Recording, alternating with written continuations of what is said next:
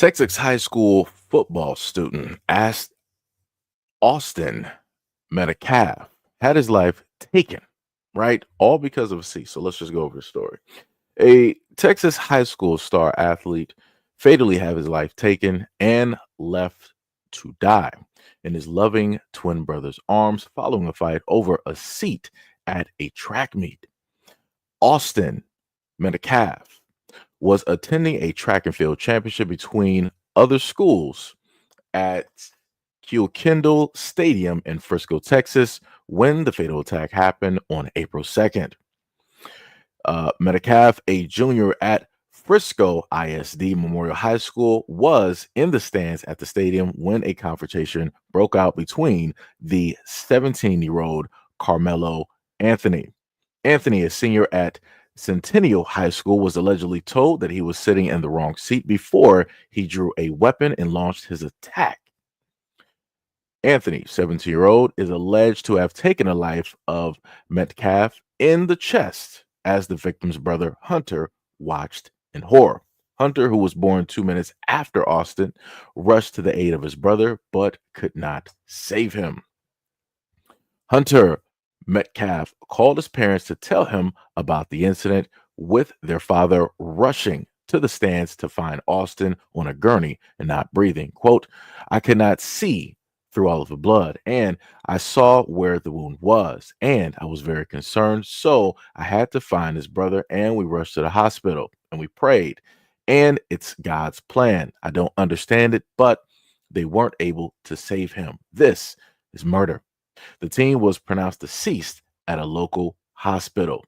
Anthony was arrested and charged with first-degree murder. He is being held in Collin County Jail. No bond has been set. The grieving father questioned Anthony's upbringing and the parents as he forgave his son's alleged killer. Quote, "I'm not trying to judge, but what kind of parent did the child have? What was he taught? He brought a knife to a track meet and he murdered my son by stabbing him in the heart. The guy was in the wrong place and they asked him to move and he bowled up, became angry and aggressive. This is murder. You know what? I already forgave this person already. God take care of things. God is going to take care of me. God is going to take care of my family." Anthony is 5'10", free safety revealed on social media. He had received offers from several colleges, mostly Division III schools. Austin Metcalf was remembered as a star linebacker who had garnered attention from schools as he dreamed of playing football in college. He was recently voted his team's most valuable player and held a 4.0 GPA. Quote, "He was a bright young man with a bright future. He was the leader of men. His smile would light up a room. His passion for football was unbelievable. We will all remember him for the way he impacted our lives," right? So the reason I'm talking about this story is because I saw it on Twitter. And as I stated previously, that all I have to do is just sprinkle a little bit of something directly in there and the distractions will take place. Now, is this a very tragic incident that took place? Yes. Was there a massive ignorance involved? Yes, because I've been to track meets, and if you're simply in the wrong seat in the wrong area, you just get up and you move. It's just that simple. You don't decide to pull out a weapon, pull out a knife, and like, I'm just going to sit up there and take somebody's life. That you don't sit up there and do that. That's just stupid. That's 100% ignorance. But when you just so happen to go directly online, you'll see a lot of people stating that white lives matter. They want to state that, oh, nothing's going to be done about this. No, things were done. I read directly through the article. The kid was still on the scene, probably somewhere within the area of the track meet. They caught him. He was arrested. He is going to be tried. He is going to be convicted. He is more than likely going to be facing life in jail or prison. And I guess because it's in Texas, the parents are free if they would want to. I'm not sure if they have the death penalty down there. They would be free to go directly after that because you would have all the evidence there. I don't know the inner workings of the conversations that both of the teens had between one another. So again, I can't sit up there and say that racism was even a part of anything. I'm just simply looking at this as the same thing that I see in the black community. Two people having a disagreement, and somebody inevitably allow their emotions and ignorance to fully take hold of the situation, and this is what they decided to do. But again, out of all the stories that I have covered, the only time that I just so happened to see white people, about, I think it was what, about close to 30K white people or 30K tweets directly on Twitter at this moment in time of white people saying that all lives matter because this young man lost his life. That's a little bit insane to and crazy, because again, there's tons of stories where white people are literally taking themselves out on social media. You can look at the videos, you can look at mainstream media, and I never happen to see white folks pulling up and saying that white lives matter. I don't see it. But the other thing that I can tell you that I don't just so happen to see, I don't see fields of black people talking about, oh yeah, we're going to sit up there and free this young man. He's innocent. Yeah, no, no, no, no. He did something stupid. He did something ignorant. You play stupid games, you win stupid prizes. You're directly out there on your own. So no matter what white people want to sit up there and say directly online about this story, and again, it's a tragic incident, but no matter how much I want to scream white lives matter, black people are not online talking about free him. I'm not seeing threads 5, 10, 15, 20, 30, 100K deep with black people like, oh yeah, we're about to march and protest. This young man is innocent. Da da da. That's not what I'm looking at. That's not what I'm looking at. Everybody's able to clearly see the story. They know that things like this should not have taken place or happened. It should have just been a track meet. People show up, they run whatever meets that they got, and everybody goes home and everybody's alive at the end of the day. But again, that's not what took place. That's not what happened. Right? It's crazy.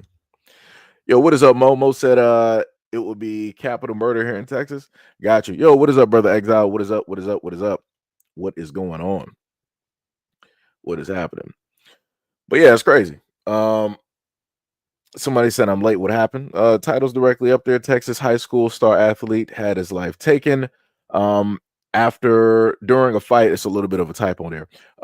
During a fight over a seat at a track meet, right? So the black student up top who got the mugshot is the one that took the life of the white student down above, right? Went through the whole article, read directly off, because I'm going to get that one directly first, because I know somewhere later I'm going to have some people pop up out of the blue and be like, "Oh, you got this platform. How come you're not going to talk about, what happened to this track and field star? Why?"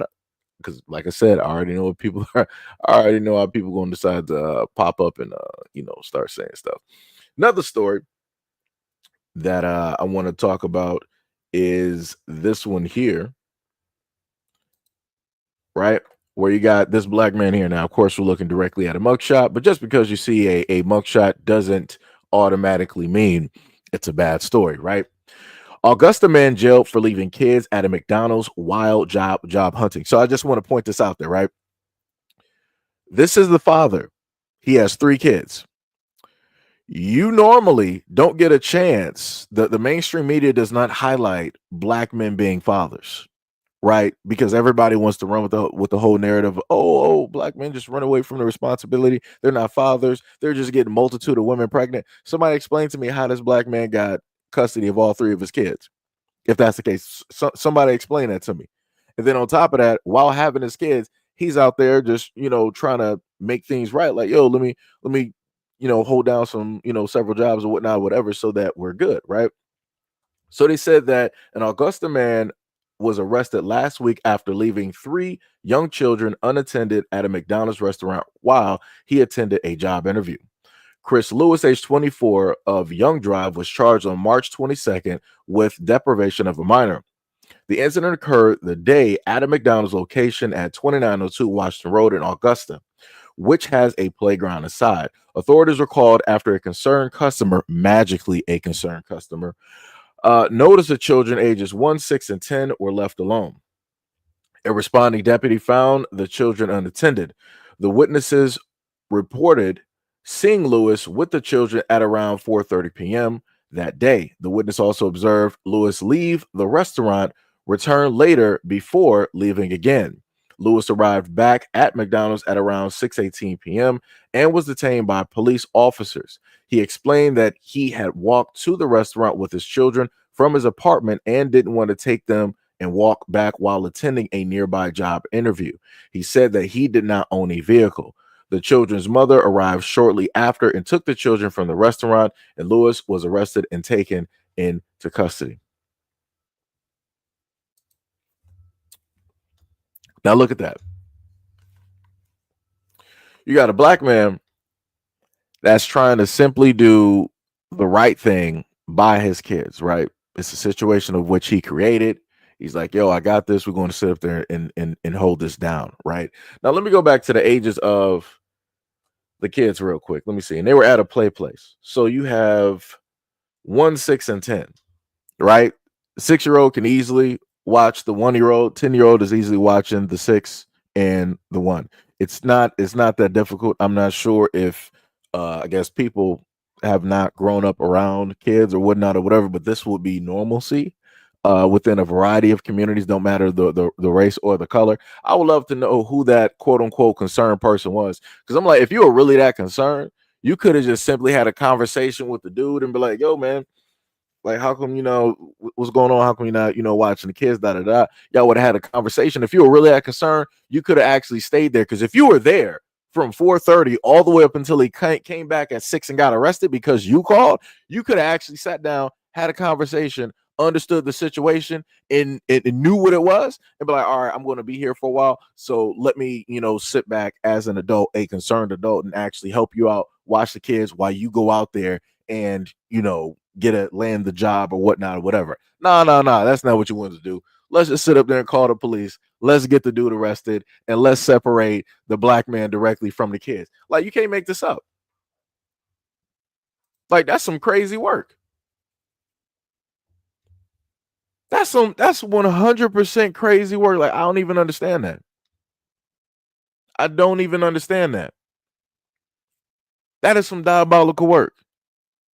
And like I said, mainstream media will always sit up there and say, like, oh, black men, they don't care about kids. They always run from their responsibility. They're always up and through getting black women pregnant and die. But you're not going to hear those same people complaining about black men. You're not going to hear them talk about these stories. You're not going to hear them talking about the stories of black men going out here working 1, 2, or whatever jobs. You're not going to hear all of these people that want to talk about black men talk about the honest fathers directly out there that take care of their kids, take care of their responsibilities. Because the only thing anybody always wants to talk about is the negative things dealing with black men. That's it, because it sells. Because it sells. None of these YouTube channels that want to talk bad about black men, they're not going to do this. Mainstream media is not going to do it, because at the end of the day, there's no way that they can make the hundreds or thousands of dollars directly off of one story or many stories directly like this.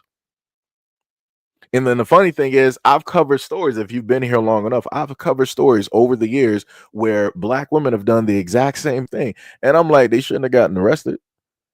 Like, she's literally, doing her thing, single mother, and she's doing like a job interview and all this other type of stuff. And lo and behold, people want to, try to frame it as if she was being negligent when she's being responsible. And it's not like she has a lot of people to, rely directly on and yada, yada, yada, right? Same thing happens. But it's a whole different story. You'll have all the people that hate black men. They'll sit up there and try to push this. Oh, look at what this mother was doing. She was just trying to do with, whatever that she has. It's tough for single. Like I said, nobody has sympathy for single fathers out here. Nobody actually cares about single black fathers. Nobody cares. Nobody cares. And in a lot of instances, what a lot of people don't understand is that when you have black men out here that are fathers, they're not trying to go out there and depend on family to help them out and take care of kids. They're trying to sit up there and just make that work on themselves, because it's like, yo, I made this situation and I'm going to, do this situation by myself. It ain't nobody else's responsibility. You don't have black dudes out here really trying to, really lean or just drop stuff directly on people. That's not, what they try to do. Now, on the other end, I've seen women decide to drop their responsibilities directly on families, which makes no sense. Families will sit up there and warn them that, hey, you shouldn't be out there with these wrong dudes and all this other type of stuff. And then, 3, 6, 9 kids later, guess what? The grandparents got to sit up there and raise somebody else's kids. while the mother's out there living her life, doing whatever it is that she wants to do, and then wants to turn around and get mad when people don't want to watch her kids, which is her responsibility. It's crazy work. Like I said, I've seen these things. I've seen these things. Sneeze said, "Why not leave the kids with their mother? McDonald's isn't a daycare." That's not the point. Maybe they don't have a good eye to eye. Maybe he has full custody or responsibility of the kids. Maybe it was his time to sit up there and share co-parent or whatnot or whatever directly with the kids. Like I said, I don't know what the situation is between the mother and the father. I don't know. What I do know about the story is that he had all three of the kids and he was out there working on getting a job, right? Trying to stabilize things. That's what I do know. So again, you would have to sit up there, go ask the mother. Go ask the mother why she showed up at the last minute after he got arrested. Ask yourself that question. Go ask the mother that if you really want to know that. Right? That's crazy. That is diabolical work. Um Rosalind said black men are most involved fathers. Yeah. Yep. Uh let me see.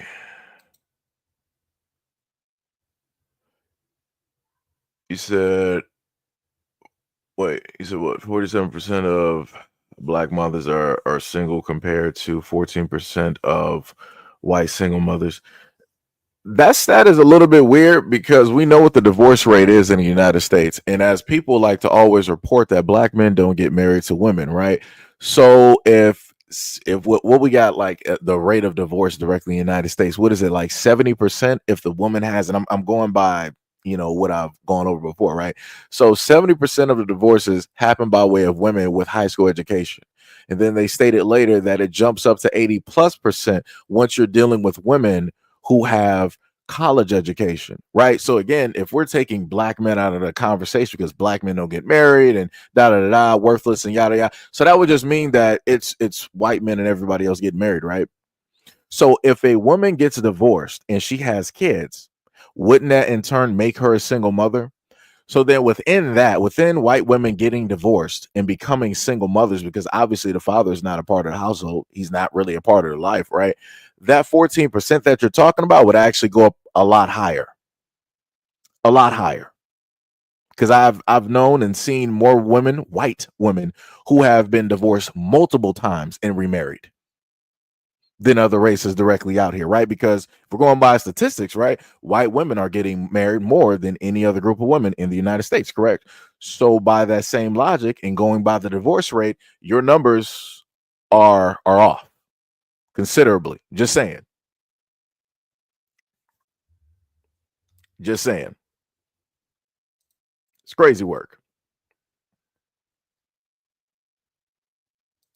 I mean, I guess that's a personal problem for the others directly there. DSA once said the mother was at work when this happened and she showed up shortly after. Thank you for that information. So there's the other part of the story. So let me just slide that back in, right? So the father he was in control of the situation dealing with the kids. So I'm guessing that the mother and the father are together, right? Mother's at work. The father had an interview. I guess he couldn't reschedule or, possibly didn't want to because he didn't want to miss out on a chance of, getting a job because we all know how these interviewers get, these businesses get. If you want to reschedule, they think that you're not serious, especially if you're black. So he did the only thing that he could do. Nobody else to rely on. Mother's at work. Like, hey, let me just sit up there and take them to the McDonald's that's, right across the way or down the street. And my job interview is, a little bit of yonder. We got some people here of a little bit older age ranges, especially the oldest one can happen to watch over everybody. And it's a play place directly right there so they can keep themselves busy for a little bit of time while I'm gone. Because I'm pretty sure that he explained the situation directly to the kids like most parents do. My parents have explained situations like that to me before. And it's like, yo, I have to go out for a minute. I got this interview I got to do. I'm gonna be out and about for a few hours, whatnot, or whatever. don't mess nothing up, don't burn the house down, right? I know that I've had that conversation being younger, and I'm pretty sure that a lot of other kids have had this exact same conversation. So we know exactly how it is that we are supposed to act, right? What is expected of us. But like I said before, the craziest thing is having a quote unquote concerned adult there and deciding that I'm just going to call the police instead of asking questions. Knowing the fact that you decided that you saw this go on from at like 4 something all the way until 6. So you were there that whole duration. And the times that you saw the father, you didn't decide to stop and think to just have a conversation and ask. You were like, no, call the police, get him arrested. That's crazy. That is diabolical. Diabolical. Mm. Mm-mm-mm. Let's see here. It's crazy work though. 100%. Now let's go to the. Am I going to go to the? Yeah. We got a video directly up here. Great video, grand videos of a white couple. So let's just take a look directly at America. Brian will answer his phone. He's at someone's whose house is this? Whose house is this, bro? What the? Hi. Is Brian here? That's his card. Who's? I don't know Brian. That's my boyfriend. He's here, and he needs to come out right now, or I'm calling the police. You can't call the police. It's in my house. Bye. Dude, holy Brian's here a gay man. He's cheating on me with a face. You're cheating on me with that man, Brian? Are you kidding me? Not, bro. Who is that? It's my friend from gaming, bro. You just that guy? No, it's my friend from gaming. That guy. No, that's my friend from said, Xbox. Oh my God, Brian, you just. That's my friend from Why Xbox. weren't you answering me? Because I didn't have my phone on me. We were playing Xbox, bro. That's my friend from Xbox. Can you please just leave me alone? Why does he have no pants on? You were just him. No, I wasn't. You were just him. No. You're cheating on me while I'm pregnant. Oh, just go. I'm calling the police. You're gone. You're getting Can we evicted. go? You were just cheating on me with a man. No, I wasn't. You were just. Man. This is going on Facebook. That man had no pants on. That's all on video. No. Yes, it is. You're cheating on me with a man. Fine, whatever, man. Can we go? You are done. You're never seeing your kids again. Whatever, bro. I'm wearing underwear, so what you tell? Did you just fuck my boyfriend? No, I did not. He see you? No, fuck. What? No, what happened? Fuck. Tell me what happened. Nothing I'm pregnant. We have 3 kids. Not a thing happened here. He's a friend. Screw. Who are you? I'm gonna call the police. Call the police. Get off my property. Call the police. Wow, Brian's cheating on me with a dude. Get off my property right now. There's some bird coming to somebody else's house. You got it here. You enjoy his.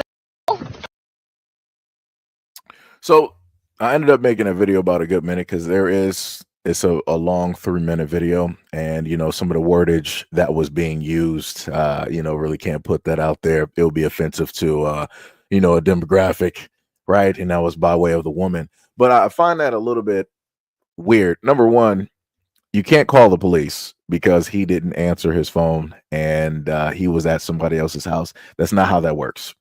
That's a misuse of law enforcement. That's a misuse of 911. That would be the stupidest thing that you could actually decide to do because you're emotional, because you allegedly caught your boyfriend cheating on you with a guy. And again, I'm just going to sit up and say allegedly. I don't know who the 2 guys are. I don't know who the other guy was that was not having pants on. Never. I'll put it like this: never at any point in time have I ever been at any of my boys' house and we're sitting up there all chilling, playing Halo 3, Halo 4, Call of Duty, Smash Brothers.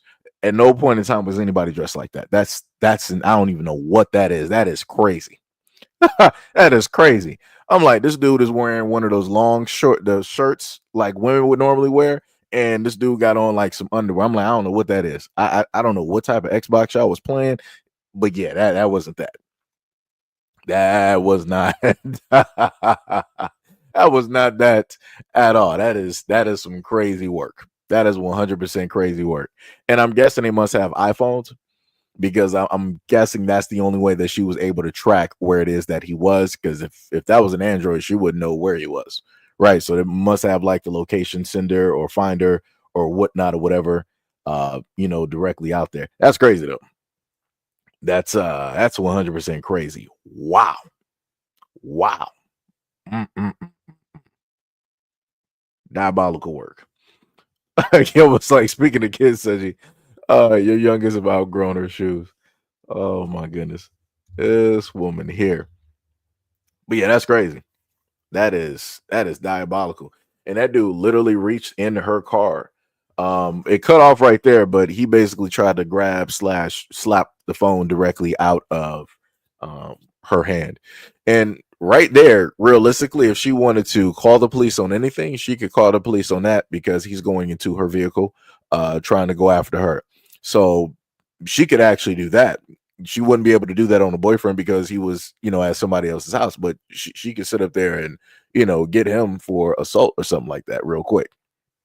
But yeah, like I said, if you're emotional, don't misuse 911 or police for relationship, type of stuff. The best bet is to just sit up there and just walk away. Again, she was getting far too emotional, trying to like open up the door and all this. I'm like, yo, you basically already got the answer that you wanted. You said that you, in a sense, assumed or saw what it is that you saw. Just sit up there and leave the situation. Right now, on the other end, she was sitting up there telling him, like, well, guess what? You're never going to see the kids ever again. I'm like, that's a little bit crazy. I'm like, all right, you're hurt by the situation. Cool, no problem. Right. But that is completely separate of him being a father. And you stated that you're pregnant by him.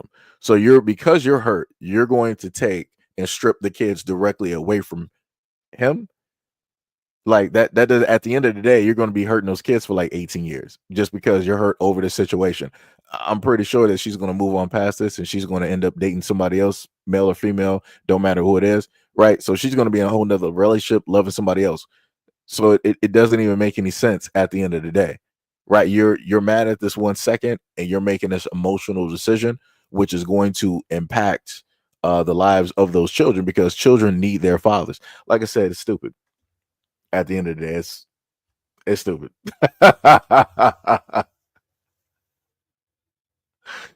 What was it? Pink said, I have never in my entire gaming life gamed around other men with wait. Oh, you talking about like wearing any type of stuff like that? Yeah. Yeah, I don't know what that was. That was great. Let me rewind that back real quick. Let me just go right back. Let me see. Yeah, like that's crazy. Like is no guy who is gaming is dressed like this. Like I don't know. I've seen women dressed like this. You know what I'm saying? I've seen women come to doors dressed like this. Matter of fact, I've seen women dressed like this going to the market, right? Because they have like the shorts or whatever, very short shorts underneath, which I don't understand why I do that. But and especially if you're gonna be sitting in public because of the area and how everything can touch. Like I said, whatever it is. I've never seen guys do this. I've never in my lifetime ever been around a dude that dressed like this. Ever. Ever. And I got gay people in my family. Never. So I'm like, yeah, bro. It's curtains on that. It's curtains on that. Like I said, she can be, emotional and feel hurt, but to try to strip the kids away because you're hurt, you only hurting them at the end of the day. You know. It's tough. Yep. Tippy said now she can call. That's insane. Cheating your girlfriend with the dude. She shouldn't have that baby. Well, it's no telling how far along she actually is. It's no telling how far along she actually is. You know. Um, you said it seems like a moment that shouldn't be broadcasted to the internet. If I was this lady, I would be embarrassed to post. You would think that people would be embarrassed to post this because at the end of the day, all that's going to happen, I'm going to tell you what's going to happen. When it deals with this situation, and let me see if I can get the guy right. When it deals with the situation and the boyfriend, let's see if I can go back to when it deals with this guy, what's going to inevitably happen is that people are going to come out and they're going to say that the girlfriend was wrong, because she, in a sense, outed him or whatnot or whatever, and put it out there for people to see, on top of putting out everything dealing with her relationship. Because realistically, this is a private moment. I should know about it, right? I should not have the video directly up there. It shouldn't be on X or anything like that. We shouldn't even know that this realistically occurred. But because she's so emotional and she's not thinking, she decided, I'm going to sit up there and embarrass you because of emotionally how I feel. Now, again, he might have did something, but the whole world doesn't know about it. Now the whole world knows about it. Now the whole world is going to judge. They're going to have questions. It's going to be a topic because she decided to be an idiot and put it directly out there. He didn't do it, right? He did whatever on whatever time and did that. She decided, I'm going to sit up there and basically out you. I'm going to sit up there and film this, yada, yada, yada. People are going to, in a sense, have sympathy for him because of the situation and dealing with a variety of other things like that. And then in return, people ain't really going to have a lot of sympathy for her because she decided to put all her business out here, making her look like a goofy. Because people are then going to start to question, like, so there were no signs or no symptoms. You didn't specifically, notice anything throughout the relationship being with this dude or whatnot or whatever. Like I said, it is going to fall badly directly on her. Nobody's going to sit up there and try to start up a GoFundMe because she now decided to make herself, a single mother where she has 100% sole custody of, the kids and everything like that because of an emotional response that she had to a situation. It's crazy. That is crazy. Oh,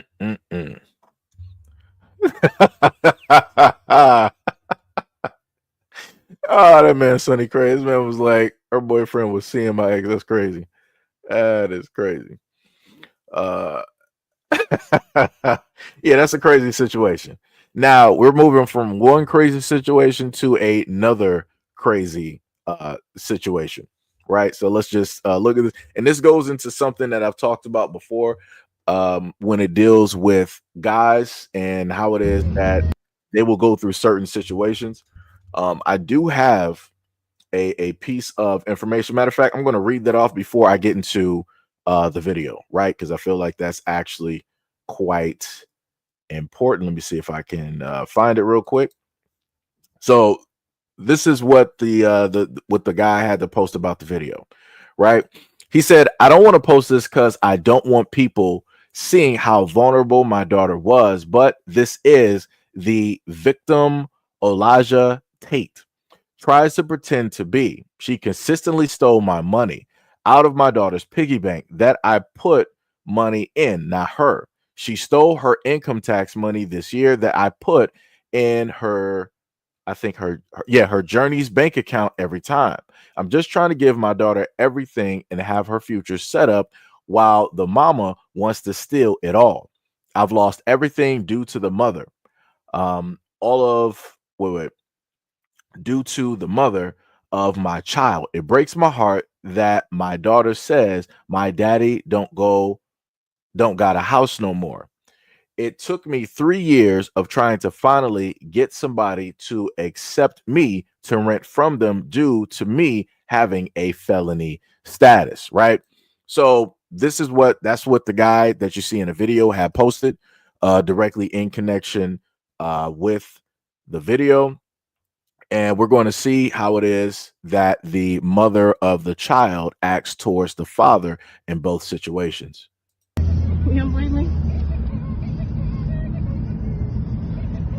Now, remember, he's a felon. Gotta right? keep it on video. Got my daughter in the back seat with her.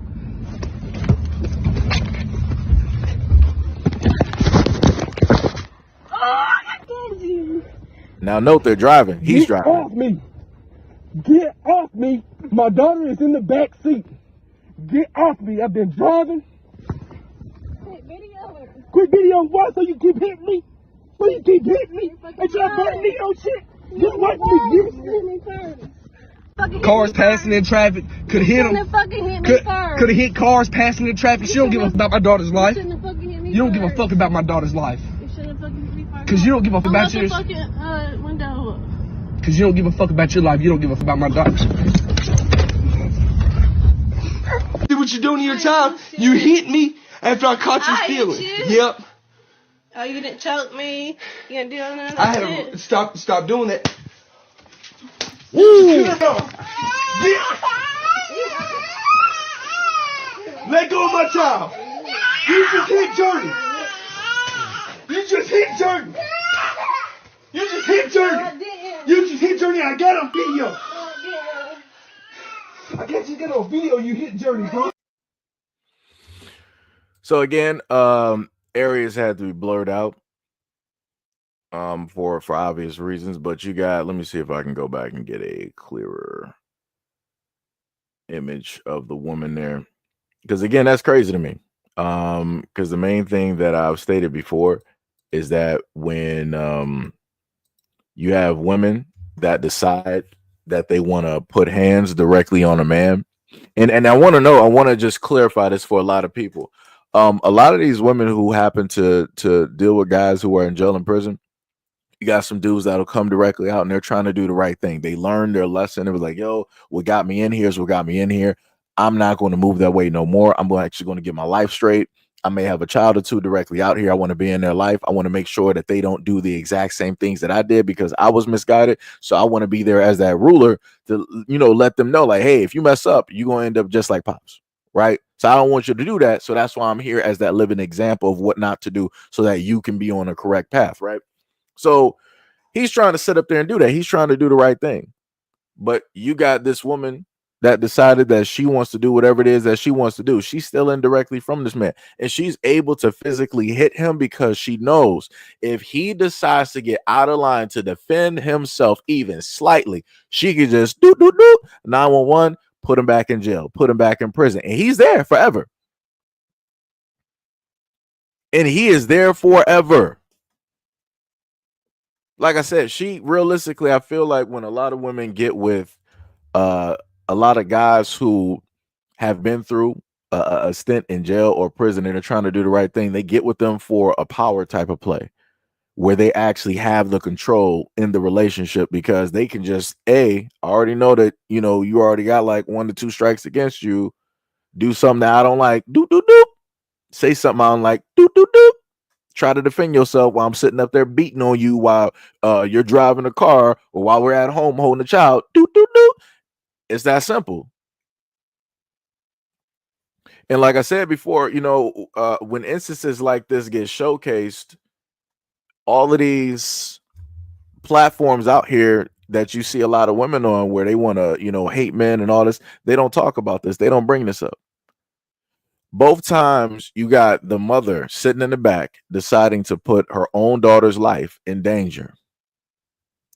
And for quite a few years, I've seen a lot of women try to say that, girls' lives or women's lives matter, all this other type of stuff. But what about when the woman is putting the life of said daughter in danger? What about when said woman is trying to get the father locked up so now she can be fatherless? What about the fact that women like this want to steal money from their own daughters? You hear nothing. You hear nothing. But you know who's going to sit up there and be the villain? The guy recording. They're going to be like, yo, why couldn't you just sit up there and be a man? Why couldn't you just sit up there and defend yourself? Get yourself, directly out the situation. If a woman's hitting you in a car, you need to just let the car, just keep running and tuck and roll on the freeway. Like, don't just let her keep hitting you, but nor should you sit up there and defend yourself and fight back. It's like, it's that type of deal. And I'm like, this is crazy. No matter where you sit up there and go, there's always some way, somehow, that the guy will be to blame. Some way, somehow, the guy will be to blame. And that's crazy. And the daughter is sitting up there watching this happen. She's watching her mother do this to her father.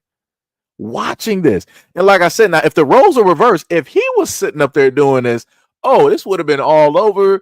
People would have been like, this is bad. Women everywhere, but like, oh man, I had an experience like this. I know a sister, I know a mother, I know an aunt. My grandmother told me something like this. I saw this in a Tyler, right? Women would have been reminiscing. You would have thought it was A Color Purple all over again. But when these instances get shown on social media, women are silent. They'll be like, oh, well, because I've seen these comments and talked about them before. I've seen women literally say like, oh, well, if she's hitting him, he probably deserved it. What did he do? He was probably out there cheating. He probably got caught texting. He probably got caught doing. And I'm like, it don't matter what the dude was doing. You don't have the right to sit up there and put hands on another person. If you're putting hands on somebody, that means that you view them as less than. You view them as an object or a possession, a valuable. Isn't that what women normally say when the shoe is on the other foot and the man is doing that? Right? And women will sit up there and be like, "Oh, you shouldn't be putting your hands on nobody. Keep your hands to yourself, no matter what happens. She's not your property." This it's the exact same thing. But like I said, nobody really cares about that whole equality thing like they say that they do. Because if they did, I would see more women talking about stories like this on a variety of their platforms. I don't. I tend to be the only one talking about both of these, which is crazy to me. It's crazy to me. It is 100% crazy. And it's not like I can give him the best advice possible. The brother is a felon. So he more than likely, the courts are going to look at his record and be like, yeah, we're not giving you the kids. No matter, even if she is wrong, we're not giving you the kids. We all know how this is going to go. This all is videotaped. He can present this to the courts and she will still win the kids. I'm sorry. And she will still have custody of the kid 100%. And then he'll have to pay money. And on top of that, some way, somehow, he'll get thrown right back into jail or prison. Like I said, I understand why a lot of men just sit up there and record, because it's any which way you go, you lose. And those are just facts. Any which way you decide to sit up there and go, you lose. You lose. The other crazy part about this is I've seen a lot of women online always talk about the fact of like, oh, they're going to get, like their brothers, fathers, and uncles, of the family to come handle the situation, right? No problem, rightfully so, right? It's a family affair. Notice how you never hear women talking about they about to pull up to the scene and deal with her because of what she did to this man. Nope. I've seen dudes all the time from IG, no matter what social media platform. I've always seen men in the comment section, even if they don't know the woman or related, the moment in time that they see something occur negatively, physically to a woman, they be like, yo, let me have a conversation. Somebody drop the address of where that man is located. It's like, yo, what state? I always see these comments. When it happens on the other foot, I don't see fields of women talking about they about to pull up and they about to give her some work real quick because of what she's sitting up there doing. Like I said, notice the type of caring that goes on. When it deals with men, nobody really cares. When it deals with women, the whole world cares. Random people around different areas around the world are ready to sit up there and defend that person, even though they don't know the situation or the woman. They just know the optics. And they know that the optics ain't sitting right seeing a woman go through something like this physically by way of a man. It's like, we got to do something about that. We got to sit up there and handle that real quick. But like I said, people always talking about this equity, equality, all this other type of stuff. That don't exist. So I'm not sure what realistically people be talking about online or what people really trying to fight for. It don't exist at all. It don't. Because I done covered too many stories like this. Matter of fact, I have even a longer video dealing with the white guy, an older white guy going through the exact same thing. And I think that video was about 7+ minutes long of him recording throughout months and years of what he had to face. And guess what? I got utter silence on that video. Silence. And that was terrible. I felt horrible sitting up there watching that video. Just like the exact same energy I have for that video, I have that exact same energy when I happen to see this happen to women. Feel horrible. But, like I said, I guess only a few people actually, feel equally about stories versus unevenly. Let's go to the next video.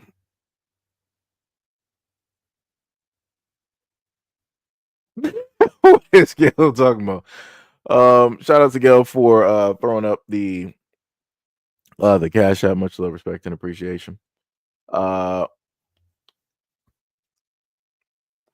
Tippy said he should have chose a better girl. That's what guys say to girls. This is sad. You as a mother are stealing from your child. It's ridiculous. I've used the exact same energy before, but the normal difference, I will say, Tippy, is that I would normally say this to women because I myself, as a black man, through a variety of different uh, um, areas that I've been through and people that I've known, I've always tried to sit up there and tell women, I'm like, yo, you got to sit up there and like literally choose better. You made one mistake, no problem, right? That's not really going to get held against you. You were young, yada yada yada. So you basically learned, right? You did this when you were a teenager. You're a grown woman now, so you shouldn't be making the same mistakes that you were when you were like 15, 16, and 17 and ended up in the exact same predicament by way of having more kids from a guy that don't care about you. That's why I state what it is that I state when I happen to tell women like, yo, you got to sit up there and choose better. You got to. Matter of fact, I sit up there and put it to you another extent, right? Going back to my mom, right? Whatever happened between my mom and my dad, she never made that same mistake again.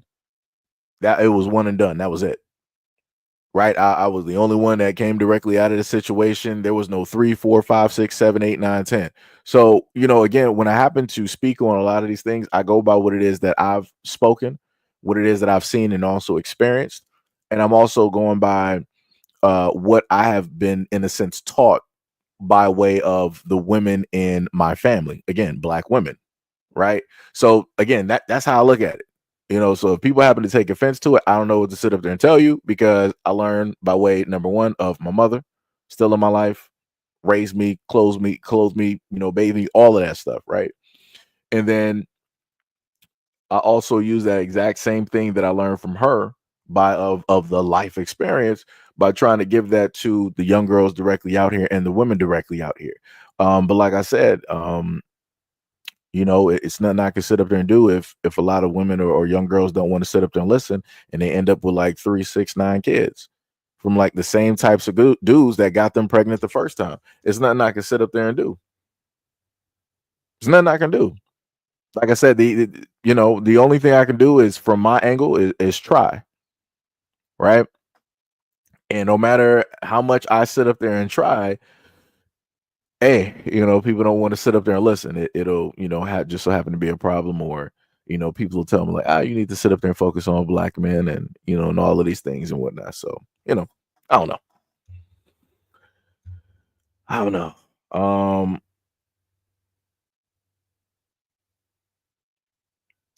You say, what priority and life truth is. Shout out to one of many. You said, what priority and life truth is. Much love, respect, and appreciation for the $2 dono and the comment to the channel. Much love, much love, much love. Let me see. Tippy said it's not always men's fault. Some women out here are back crazy. Yeah, it's 100% Tippy, 100%, 100%. Miss, I'm sorry. Wait, I'm just gonna say Campbell said that's messed up. He has plenty enough evidence to have her charged. He does, but the system is not going to go against her. Like I said before, this man is a felon. Like, and I'm not trying to hold that against him, because he's out here trying to do the right thing by way of his daughter in the situation that he created, right? So again, I'm not faulting him for that. He's trying to do the correct thing as a man, which everybody states. It's the fact that the court system is going to hold that against him, even if he didn't have a record. Him just being a man, they would try to still hold something against him. Right, because usually when it deals with the courts will always cite, no matter what the situation is. The mother could be a full-on drug addict living out of a box or whatnot or whatever. The courts will still give all of the rights and the child directly to the mother, no matter what the situation is, because the mother is God, right? Men or fathers, for all intents and purposes, this is not me saying that I have this belief, but for looking at the court system in the world that we live in, fathers and men are not valued at no point in time. Right? Look at the negativity that people want to soapbox, and they want to polarize, and then look at the good deeds that men and fathers are out here doing, and tell me which ones actually get more light, which ones get more talked about. And I can tell you it's the negativity. They will highlight the few out there that are doing the utmost negative versus the overwhelming dudes who are out here doing positive. I'm talking about by way of them working, handling, their businesses, their families, their kids, doing the things that they're supposed to do. to be a part of society, and to add into the value of people's lives, and no matter where it is that they live. So, it's crazy.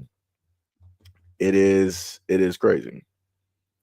One of many said vetting is BS because people show you who they are when they're good and ready. Yeah, that's also true as well too. And that's why I tried to speak directly from my experience in my situation, and try to let people know that from both sides. And even within that, I listed, hey, this is where I messed up because maybe I didn't notice some red flags and maybe I ignored some things. But again, you're young during that time, so you're not going to sit up to know that. It's just like, when you're 15 or whatnot, you're not going to know if, a girl is sitting up there playing you at 15 because you don't know what specifically to look for. You're emotionally blinded because, like, oh, you're in love with this person. You like, and the craziest part is when you're that young, when you love somebody, you feel it. Like it's just a force that it's the craziest thing. And the hilarious part is that after some heartbreaks happen, during that timeline of being a teenager, you never really get that exact same feeling back. Right. And I'm specifically talking about like guys. Right. I'm just specifically, talking about guys.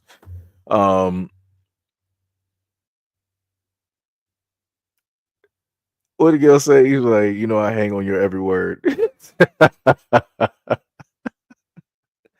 Gail is hilarious. Much love and respect and appreciation to Gail. Much love to Gail. Also, shout out to all of my mods directly out there. Let's go to the next video. We're going to be dealing with a Meghan Markle esque type, and you're going to see why it is that I say that. One more date. If I have one more encounter with a man in his early 30s telling me that what he's looking for is a hustler, that he's looking for a queen to build an empire with, to be hustling for the next 5 years, I'm officially tapping out, because what y'all don't get is us girlies in our early 30s, we've been hustling. We fell victim to the girl boss, and we was girl bossing for the last decade. We went to school, we started our businesses, we bought houses, we've been doing this shit on our own. We've been on our independent woman shit. And you talking to me about hustling another 5 years? My mans, I'm trying to have some babies, and you want me out here working too and hustling? You got me fat.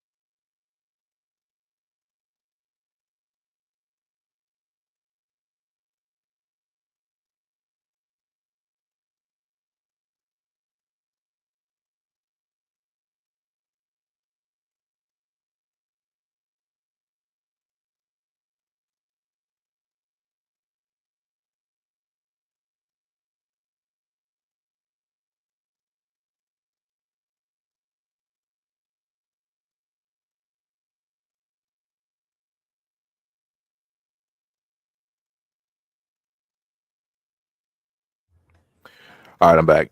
But yeah, that's 100% crazy. This is the one I was talking about. That's basically a Meghan Markle type, and I'm not sure if she might be of another ethnicity. I'm not sure if she may be biracial, but it's pretty Meghan Markle. I'm just trying to listen to her, my man. So I'm like, what?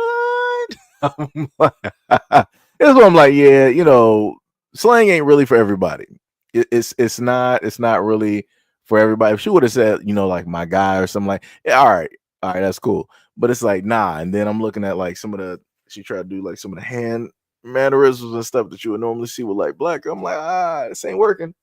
Something ain't clicking. I'm like, who specifically, what demographic of guys are you specifically talking about? Because I'm like, I need you to put that directly on the front and center of the video, because I'm like, oh man, dear Lord. But yeah, also going to the other effect of what she stated before, how she was like, hey, we've been girl bossing for a decade, and what I'm like, Whose fault is that? I'm like, nobody nobody told you, no guy out here really told you to go out here and spend like 10, 15, or whatever years to do this, that, and the third. And now, you're not having like the relationships, or the pool of men is vastly different. No, nobody told you to do that. You decided to feed into the whole thing that other women were sitting up there telling you. And now you see exactly what it is. Now you're like, okay, I'm ready to sit up there and get married and have babies. Now, again, if she just want to have kids, there's tons of guys out here that will sit up there and oblige. There's tons of guys out there that will sit up there and get her pregnant with no problem. She'll have 10 kids. She'll have 10 kids. But like I said before, you talking about you don't want to work no more. You want to do this. You want to basically retire. Nah, son. Men don't got that option. We work pretty much from birth up until we die. Something like that. That's how it works, champ. You want to be the king. You want to be a champion. You want to be in that court. You want to hold that ball. You hold that down. And this is what I be talking about before. Like I said, all power to the women out there doing the corporate thing and making the multi millions and everything like that. But there's no rest. I'm just gonna be honest. Guys don't really have the luxury of like, all right, I'm about to just sit up there and stop and take a breath. Nah, because if we stop, guess what? We lose our money. A lot of women have the luxury of being able to say that they want to be in a boss position and then be like, all right, I'm just gonna stop this and just have kids. Huh? That's crazy. That is crazy. That's a nice break right there. That's a nice break to be able to do. But then at the same time, she'll say that this is what she wants. And then if the guy is going out there working, fulfilling, the role in a position, she's going to come back through and she's going to have a complaint of the guy not specifically doing the things, that are needed in the home. Like he may not be doing the laundry. He's not, doing the grocery shopping. He's not doing this. He's not doing that. But it's like he's out there trying to fulfill the needs of the home because you're not working anymore, right? You put yourself in a position of being a stay-at-home mom. This is what you said that you wanted to do. Again, somehow, some way, the guy in this situation is going to lose. So for any of those guys that decide to date her, get married, to have kids, be very wary. She can sit up there and look whatever you want to sit up there and call it. You are going to be the own causation of your own downfall if you decide to date her and get into a relationship and a marriage. It's going to be all bad. It is going to be all bad. Let me see. It's crazy. Diabolical work. So the next video that we're going to go into is completely factual, right? Let me just paraphrase this here. So the video that the short 6 seconds, because I had to make sure to mute the music, right? It's the same thing that a lot of black people have talked about, which is stop hyping up white people for doing the same things that black people been sitting up there doing. And the only reason that they specifically get spotlight or hyped up is because there's somebody that's different, doing something that we've always done, right? It's just somebody different doing it, right? And this brother's going to sit up there and explain it. So let's get into it.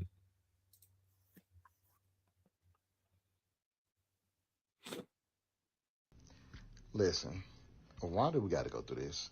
What my boy say? Now, why we got to go through this? Dude, we don't have to hype up any and every Caucasian person that we see that got a little bit of rhythm. I mean, it's cool, right? Whatever.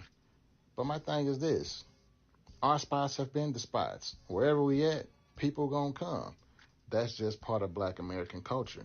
Yeah. Our culture is very dominant. So people are going to come and enjoy and participate in the culture. That's inevitable, right? But to sit up here and try to hype up every person that walked through the door like, ooh wee, you got standing around pulling their phones out, ooh wee, boy, she getting it, ain't she? Man, listen, a white person will kick it with you, lay with you, do all of that, and still wake up and support and or practice white supremacy. All Bars. them Caucasian girls that was going down to them juke joints, getting pregnant by them brothers, saying that they were all of them white dudes going down there to them juke joints, even on the plantations down there kicking it with black folks, getting them black women pregnant, running off, leaving them kids, or making them kids Bars. work on them plantations. Dude, this is nothing new. We don't have to hype this stuff up all the time, bro. It's cool. She can dance. Whoop-de-doo. My Yep. thing is this. When is someone from another culture, from a different ethnic group, going to do something culturally innovative that we can participate in and Never. enjoy? That's my question. I want Never. somebody to show and prove that. Black folks, we got to do better. That's facts. Everything that he said is facts. The fact that, yo, Mahoko, what is up? What is up? What is up? The fact that he stated that you would have on both sides the white dudes that would get the black women pregnant, leave them with those kids, and they'll probably be working in plantations. And then you got the white women that will sit up there and go to, all of the jazz, the hot spots or whatnot back in the day, and they'll be directly with those black dudes, and then they'll turn around at the end of the day and try to claim that that black dude or black dudes did something to them. Right? Again, all of these things are historical in nature. And at the end of the day, they both play for the same side, right? They both cause the same thing to sit up there and happen, right? Which was the detriment or a negative impact on the black community. And then, like you said before, when is it going to be a point in time where any of these other cultures specifically are going to come out with something so innovative that everybody is feeling that you'll see black people just jumping directly on board and everybody sitting up there doing it? I've yet to sit up there and see it. I've yet to see it. I've seen other people out there dance. Black people ain't sitting up there trying to all in droves jump in on that, copy that, and do it. I've seen other people with some styles. Black people ain't jumping in on droves trying to do that and all this other type of stuff. The main thing that I've consistently seen is that whenever black people start dancing online, like TikTok, everybody want to start doing it. This is when we had the whole issue some years back where black people were like, yo, I'm not dancing on TikTok no more. The creators, we're not dancing on TikTok no more, because all that happens is that white people will look at what it is that we're doing. They'll steal it, and then they'll do it themselves. And then they'll be the ones at the top getting the recognition and all this other type of stuff. It's crazy work. It's crazy. William Perry said, the internet, we're literally talking about like dances. We're talking about something that is cultural, right? So let's say what white people be doing down south, like square dancing and stuff, whatnot, or whatever. Yeah, you don't see black people around America. Oh yeah, we're about to start, square dancing and nah, we're not sitting up there doing that. Whatever y'all do is whatever y'all sitting up there doing, right? That is specifically you.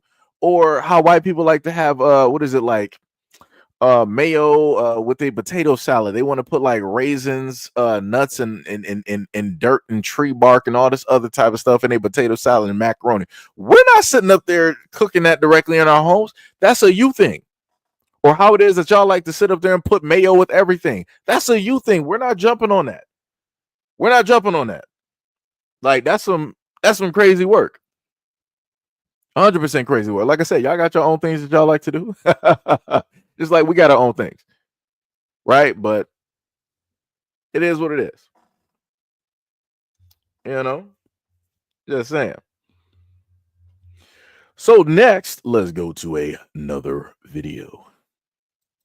I hate to be the bearer of reality, but y'all know that we are the ones that's about to create the next round of businesses and schools. Y'all know that they gonna burn them down and flood us out. Y'all realize this, right? I know history isn't really y'all thing, but you do realize that it's repeating itself, yes? Y'all do understand that we need to learn some skills.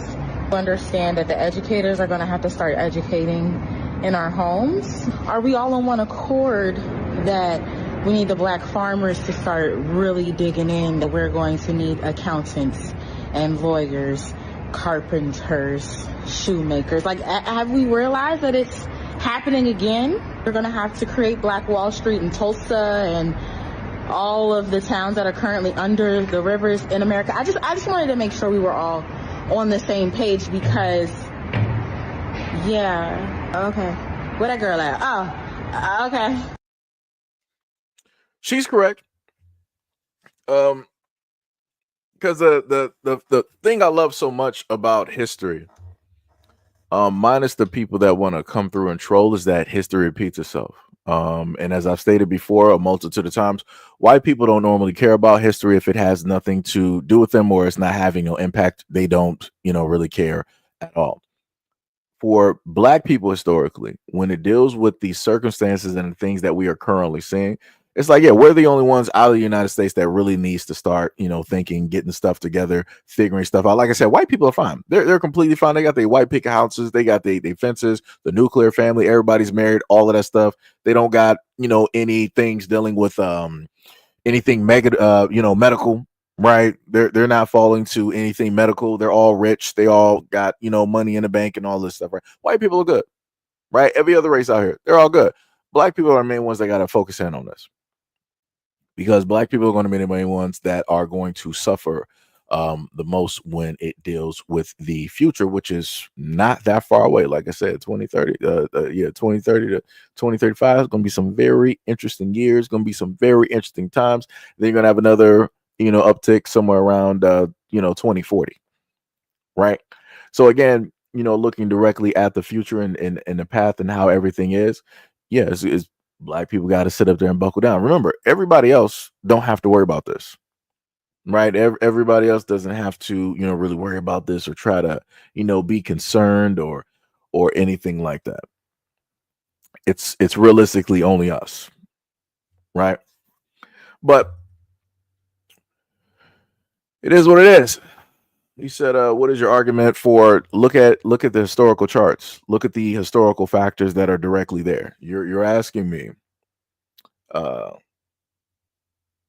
oh, you said you like 20 years old, you need to get some time under your belt. I'm a little bit confused on that. I don't need time to actually understand the history and how it is that history tends to repeat itself one way or another. And the main way that history tends to repeat is because people enable it. So the same thing, like I told y'all before, when it dealt with the crack epidemic, right? When it supposedly, quote unquote, it was only the blacks. It was only in the black communities, yada yada yada, all this other type of good stuff. The government literally, put out something specifically about that as well, and specifically only targeting drugs in the black community and locking those men up. Mind you, white men do drugs all the time, but y'all consider it something else, right? But once a drug epidemic or pandemic got directly into the white communities, y'all started losing your minds, because y'all started seeing the tolls of lives directly in front of you. You guys had to start planning a lot of funerals. You guys had to start putting a lot of people on ventilators. You guys had to look at a lot of your kids losing their lives. You had to look at the erasure of a nice amount of the young population out there from middle school, high school, and college. Again, it didn't make any type of sense. But like I said, y'all didn't care about the history of before. And because you didn't care, guess what? It's going to sit up there and repeat. Now it's going to be directly at your doorstep. And here we are. We're looking through America and we're seeing white people in zombie land, in zombie mode. It's crazy. So, what does me being alive in the 80s have to do with what it is that I'm talking about? Like that doesn't even make any type of sense. So basically your point is, if any of the times, if I wasn't around during the 1900s, the 10s, the 20s, the 30s, the 40s, the 50s, the 60s, the 70s, the 80s, the 90s, right? If I wasn't around during any of those times, then I shouldn't speak on any of the history or the knowledge that is openly out there. I shouldn't speak on none of that. That's what you're stating, right? Like that don't make any sense. That's a little bit confusing. That's a little bit confusing. That's like telling a kid that wasn't born during the time of 9/11 that you shouldn't speak on it or even try to do any type of memorial about it because you weren't there. That's only for those who were there to experience or who were there born during that time. That sounds completely stupid. Like, what are we doing? What are we doing? You said you ain't seen who was doing the dope back then. Which drugs we want to talk about here? Because if you want to talk about like opioids and stuff, I can point to the United States government and how it is that they started bringing that directly into the United States and allowing your people and everybody else to get their hands on it. Because we got a difference of grade, right? We got the crack cocaine and then we have cocaine, whitest of snow, right? Directly out there. What is it, dog? For William Perry, you don't even have an argument. You're just saying stuff just to sit up there and say stuff. Like it literally doesn't make any type of sense. And then I had somebody else directly in there. Uh, what was it? As somebody else trying to, ask me what was the struggles that black people basically, face for the most part, that a lot of these things have been open. We can even go to the aspect of loans for black people who may want to start a business or homes. For the most part, that mainstream media has pointed that out directly to you. And you're like, what struggles do black people have to face? That shows your ignorance and how ignorant you want to be about a situation. For the most part, that mainstream media, which that is your God. That's what you believe in. That's what you listen to. Mainstream media has reported on the facts that black homeowners get their homes devalued versus their white counterparts. And they further prove this by way of trying to sell it as the black homeowners and having, some stuff directly in there. And a house gets devalued by tens of thousands, hundreds of thousands of dollars versus when they clear certain things out and then they have somebody white representing the house, aka being the homeowner, and then they try to sell it. Magically, they get over what it is that they were trying to sell the house for. Again, you have to explain that to me. But like I said, a lot of people would rather stay ignorant about a lot of those things. You said pull up the numbers. You can use whatever you want to use. Didn't Elon give y'all Grok 2.0, 4.0? Don't you got like Chat GPT? Matter of fact, don't you got Google? Because you're on a Google platform, right? I'm not sure if you realize this or not. YouTube is a Google platform, right? So a giant advertisement platform. So very easily, if you're on Google, why don't you just type into Google and actually look up some mainstream media news? It's not that difficult. Yo, Miss Rivers, what is up? What is up? What is up? Much love, respect, and appreciation. You said any proof to back up your claims. You can go and look up the proof. Google is free. I do a lot of research every single time I happen to do live streams and videos. Like, hold on. Let me So y'all see comments like this, right? So mind you, let me go to YouTube real quick. Let me just go back. There's a video I just recently put up, and I did a live stream. Some of y'all were actually here for, right? The live stream I did some days ago had to do with the economy, right? It was titled Elon and Doge Found Corruption in America. Kid you not, I'm looking at the analytics, only got 491 views, and that is a 54-minute video where I'm going over information from government websites. So again, I do research. I actually do put information out there that anybody, and during the live stream, I told people like, hey, everything that I'm telling you, I'm showing you the website and I'm telling you where it is so you can look it up directly for yourself. You don't have to just sit up there and believe my word. But like I said before, I only got like 491 views on that video, and that's an informative video. Do you think somebody like the troll Swaggy would pull up to, that video and want to start asking for information and where did I get my sources, cite my because like I said, y'all don't actually care about information.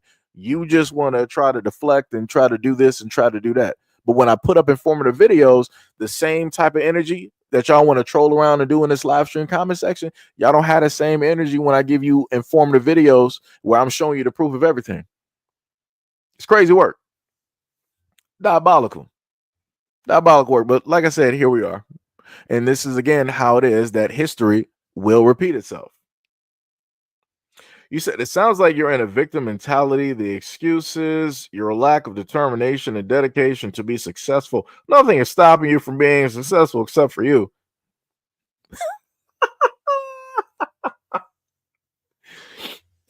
You know the funny thing about me explaining anything, I didn't say anything for myself. I gave the description of dealing with black people as a whole, black people being a part of the United States. It's crazy. Wait, you said, but you wanna you or let me because y'all both basically saying the same thing. You said, but you want to drag on people because of their race. Last time I checked, wasn't it white people sitting up there saying that the Hispanics are taking the jobs? Correct me if I'm wrong. Who was that? William Perry? Correct me if I'm wrong. Weren't y'all the ones out here sitting up here stating that all the immigrants were taking the jobs from you guys? Wasn't that y'all? Because I could swear listening to rallies, right? Listening to these Republican rallies and all this other type of stuff that y'all openly have on social media, all of your social media forums, especially going through Fox News. It is y'all sitting up here saying that everybody is taking jobs from you. It's crazy. Whoa, whoa, whoa. Wait. Hold on. Now, why you gotta sit up there and bring why you gotta bring race into it? You was like, I seen black folks say it's so now we're doing a back and forth thing, right? So now it's like, but black people are sitting up there. That's the same thing y'all said about slavery. It's like, you know what, you guys sold, slaves. So why do you have a problem if we're sitting up there doing it? If you're the one sitting up there doing it, it doesn't make any type of sense. We us Europeans wouldn't be able to sell slaves if you weren't selling yourselves. That's crazy. So now we're doing a follow the leader. Is that what we're doing, William? We're doing follow the leader now. I thought you were supposed to be the king of kings. It shouldn't matter what black people are doing, right? Because black people don't really make up any numbers in the United States when it deals with the population, right? Well, what, 13, 14% of the population? Your people are the greatest majority, right? And you guys have always been complaining that, quote unquote, the immigrants are taking the jobs. But you know what the funny part is? I realized where the jobs were sitting up there going back when I was younger, when I watched Fox 2 News. And there was a guy by the name of Hugh Perkins that sat up there and stated that 5% during the 2000s, 5% of the jobs, the factory jobs in the United States, were being outsourced. White people, you allowed American jobs to be outsourced. William, you and your ilk allowed American jobs to be outsourced. No immigrant here took your jobs. The United States government, the white government that we have, the white power structure that we have here, sold you out to the highest bidder. They were like, we don't care about your women needing to take off days for prenatal care. We don't care if she's pregnant. We don't care if you need a vacation. We don't care if you're tired. We don't care about your premium insurance. We don't care about your cancer. That's how that happened, William. Because you guys, for the longest time possible, were complaining to these corporations, telling them like, yo, we need more money. I'm educated. You need to sit up there and pay me what it is that I'm worth, America. That is your complaint to your government, to your white government, to your white corporations and companies. Those are your complaints. And you know what those companies did? They were like, no problem. We hear you, William. So what we're going to decide to do is we're going to start outsourcing these jobs. So from the 2000s to now, William, tell me, where are those American jobs? And tell me, how is it possible that the immigrants took those jobs from you when your people, the white men in these positions of power at the heads of these corporations, are the ones that sold the jobs out to the highest bidder, gave them to China, gave them to Mexico, gave them to India? Anytime that I want to sit up there and check on, make any type of bank transactions, make some stuff happening, you know who I hear on the line? I don't got white Susan on the line talking to me no more. I got somebody from India talking to me. Explain that to me, William. How is that possible? If these banks are here in America, why am I getting somebody from India? Explain that to me. Oh, that's right, because y'all set up there and sold yourselves out. But you want to turn around and blame the immigrants. How that work? No matter how anything is sliced or cut, you never want to take responsibility for what it is that you voted for, what it is that you allowed. And you got the nerve to come up here and try to tell me like, oh, but black people complain about it too. I ain't trying to hear that. I ain't trying to hear that, William. I am not trying to hear that. Like, that's crazy work. So who let me go back up here. Who was that? Both William and what's the other one name? Where that name at? And Swaggy, yeah. Like I said, y'all never be barking up trees when it deals with these things here. Y'all never want to bark up trees when it deals with these things here, that's some diabolical work. That's crazy to me. That's 100%. Y'all so ready to sit up there and blame everybody else over your own failures, complications, problems, and issues versus looking at yourselves. That's crazy. Y'all always ready to sit up there and pass the buck. And you got the nerve to come up here. Oh, what proof do you have? Y'all always want to sit up there and be victims. Y'all the number one victims. You're the cause. I don't care if you vote Democrat or Republican. You are the causation of everything that is going on in America. Like, that's crazy. That's some crazy work. Like I said, I literally gave you a video from the Republican Party where it was Elon that was sitting up there telling you how all these other groups, you got European immigrants that are able to come directly over here and get more assistance and assurance and help than you can as a white American. And I asked y'all during a live stream, white people of America, how do you allow that to happen? How do you allow European immigrants to come over here and to get more help and assistance from the government you created? How do you allow them to do that? And I get silence. I literally, so Swag, he was like, you're literally sitting up there race blaming it. No. Hold on. So what, you want me to, I'm sorry, maybe it's more palatable if I say American, but we know who are the main majority in America. You can't say the blacks. You can't say the Negroes. You can't say the colored folks. You can't use none of those brandings to try to sit up there and sweeten this up. If I say American, if I say true American, you should know who it is that I'm talking about. But like I said before, y'all need things to be palatable. This is how y'all start going into the avenue. But like, you know what? The most racist people out here are actually the blacks because they're the only ones that actually really focus on race. I don't see race. That's some crazy work. That is some crazy work. Let me see if I can get this stat up here.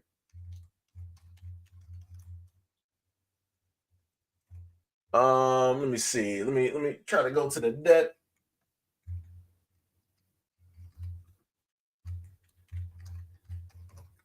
Because I thought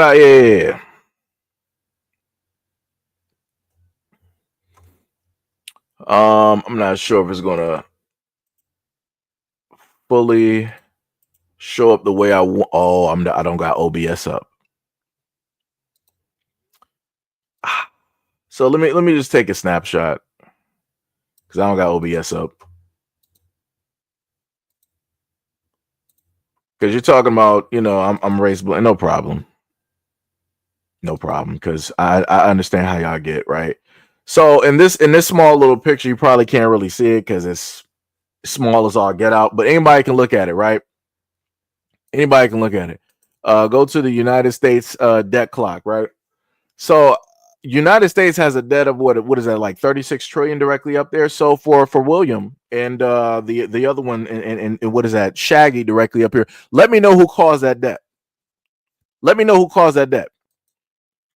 Who is the causation of all of that debt that I see directly up here? I need to know. I'm just trying to figure some stuff out, right? Because we're all Americans, right? I'm just trying to figure out who is the causation of that $36 trillion worth of debt. That's some crazy work. That is diabolical. And then on top of that, we got 36 trillion in debt, but yet we're still printing money. How is that possible? How William, Shaggy, how is that possible? How can the United States government be in debt, be broke for all? When you're in debt, you're broke, right? How can the United States government be in debt, aka broke, and still be shelling out money? Let me know that. Let me know that, because right, you don't want me to talk about race. Let me know who are holding the keys to this debt. Let me know. Who is that? Who is that? That's a lot of debt. I don't even know. Like I said, I don't even know how to count 37 trillion. That's a mathematical equation for me. That's crazy. That's some diabolical work. Like I said, those are numbers that I can't even comprehend. My wallet can't even pronounce that. So again, if my bank account and my wallet can't manage that, I need to know who's in America, whose bank account could actually manage that. Who can actually count that high? Because it ain't me. I'm just saying.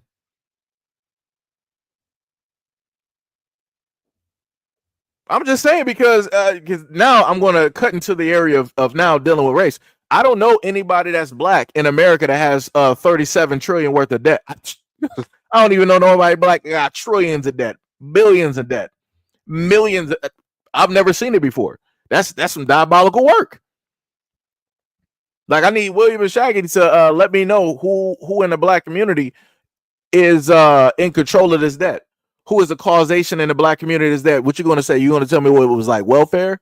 Black people being on like welfare, government assistance, black people creating like, single parent homes. Like, so how are we going to do this? How are we going to slice this to try to factor in black people and to make them so problematic that they are the greatest bearers and the causation of this debt?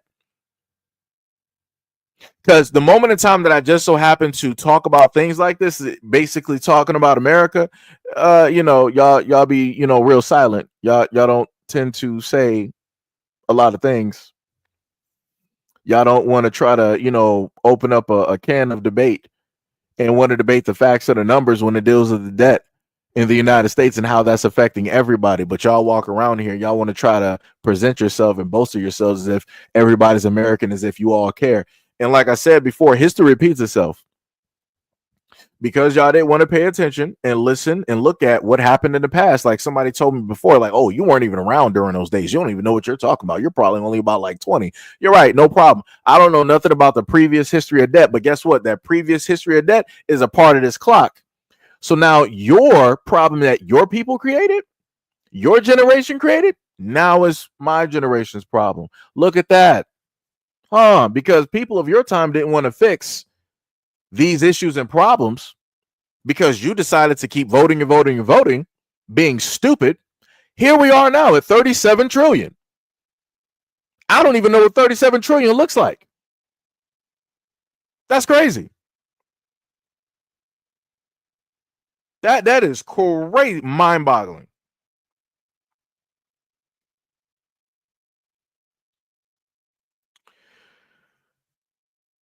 Oh, now you guys want to talk. You said so my argument is invalid. Okay, but you're still on my platform. Any argument that I decide to have is valid on my platform. Somebody else said you're asking me to explain economics to you when you've made it blatantly obvious that you're a high school dropout. I mean, actually, I didn't drop out of high school at all. I actually have my diploma. I'm not sure who exactly told you that, but that's cool. Whatever. You believe I'm a high school dropout being black? No problem. Whatever makes you sleep at night, that's completely cool. I have no problem with that. Again, I have nothing to sit up there and prove. You got it, buddy. So, obviously you're saying that I'm a high school dropout and I'm a college failure. So you, as the studious student that you are, you should be able to go through the United States government and fix this debt because you're smarter than me as you've basically presented it. You stated that I'm a high school drop. I'm a school failure all across the board, right? So you being smarter than me, being able to see the numbers, look these numbers up, you should be able to go into the government and fix this problem in this situation. Because that's all you basically told me.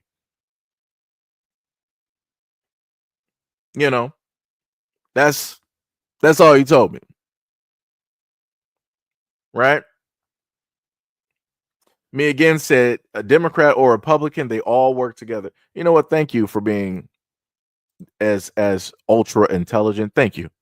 Thank you being ultra intelligent. Thank you for actually seeing and understanding some things. Because, like I said, when they deal with the trolls, this is all fun and games to them. But at the end of the day, they're going to inevitably fall to the circumstances, whatever circumstances the United States government has laid out for them. They don't know what it is because the main focus is going to be just black people in order to disguise and to cover that up. And then the next topic is like the immigrants to disguise and cover that up. The next topic is going to be China and Russia. So a lot of white Americans are not going to really see or realize what the United States government is doing because the United States government knows that all they have to do is throw certain groups directly out there and white people will be jamming. They'll be focused directly in on that and they won't care about nothing else. It's crazy work.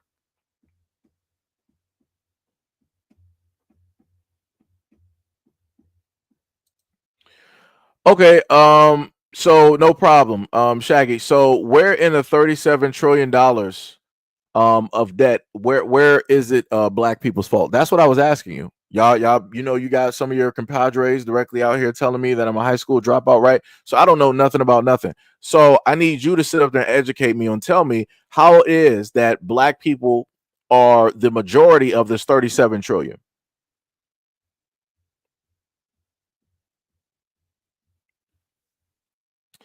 So you said Obama.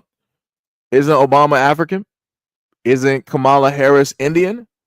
So you mean to tell me that the United States government allowed an African to be the leader of the free world and to add debt into the United States debt clock?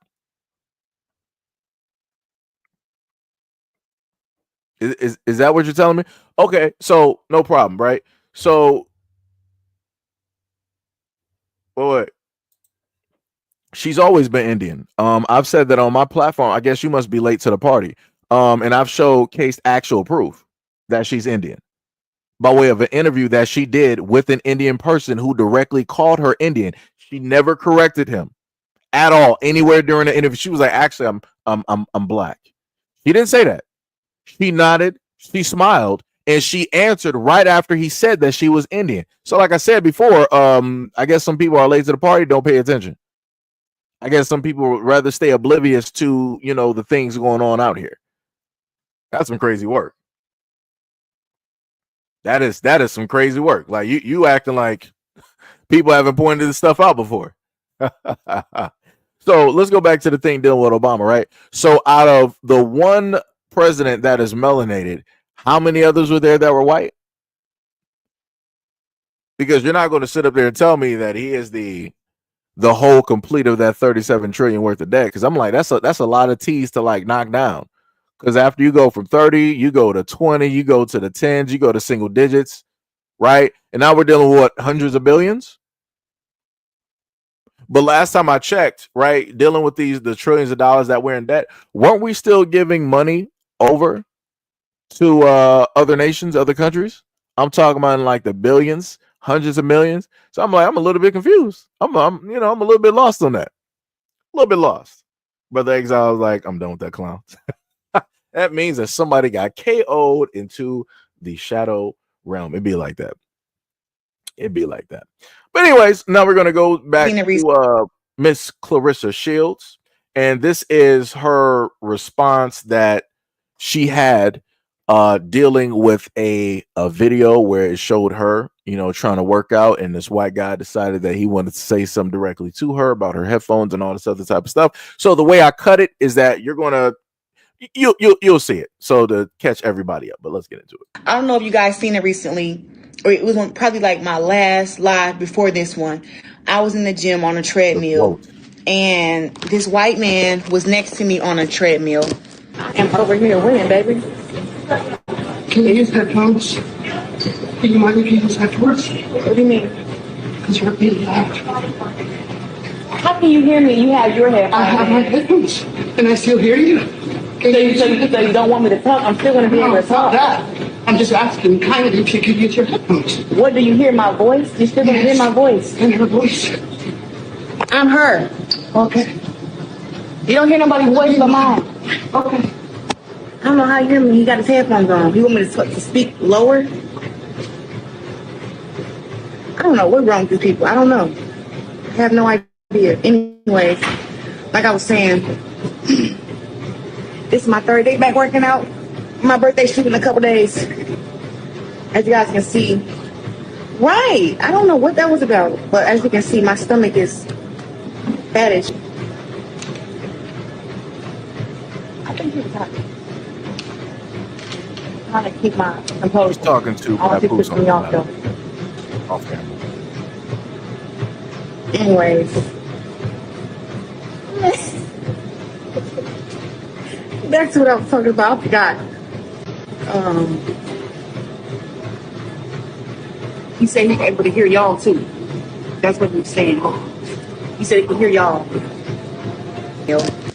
And I mean, y'all, first of all, he had his headphones on. He was running for his damn life on that treadmill. And I mean, he was getting it in. Like, he was working, so I can't even say nothing about him. Like, was he not working? Was he working? I don't know, but he was getting it in. And all I remember is me going live to talk to y'all. I'm like, hey, you know, y'all have this my third day in the gym. I feel good. I'm ready to get back to it. Boom, boom. And then all of a sudden, while I'm talking to y'all, while he on this loud ass treadmill, sprinting, running hard as hell with his headphones on, he interrupts my live and talks to me and says, hey, you are loud. Can you put some headphones on? And I look at him trying to understand where he's coming from, because it's like, well, if I put my headphones on, you're still going to hear me talking. So what? So what's the real problem? He was like, you're loud and they're loud. So I'm looking at him and I'm like, who, y'all loud? So now I flip the camera to him and me. I'm like, that's me. You can't hear them. He can't hear y'all. He can't hear the comments. So now I'm like, your problem is that you hear me talking. Oh, that's not gonna change anything.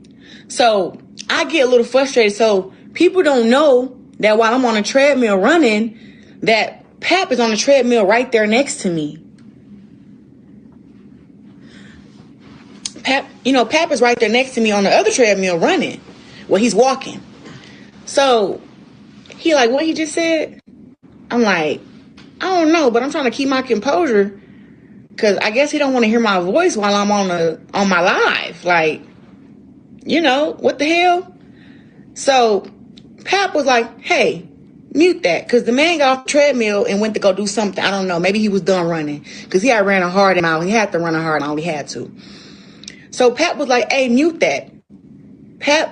So I muted my live to where y'all couldn't hear, and Pap went down there and talked to him. I don't know what Pap said. I just kept it muted because that's what he asked me to do. And then all of a sudden after, I don't know what Pap said to him, but he came back and he said, hey, the white man came back and said, hey, sorry for being rude. He said, sorry for being rude. You know, I wasn't trying to be rude or whatever. And I just said, okay. And continued on. You know, it seemed like everything I do now, it goes live or viral or whatever the case may be. After that, I had unmuted my phone and continued to talk to y'all on the live. But my thing is, show my hair. Why?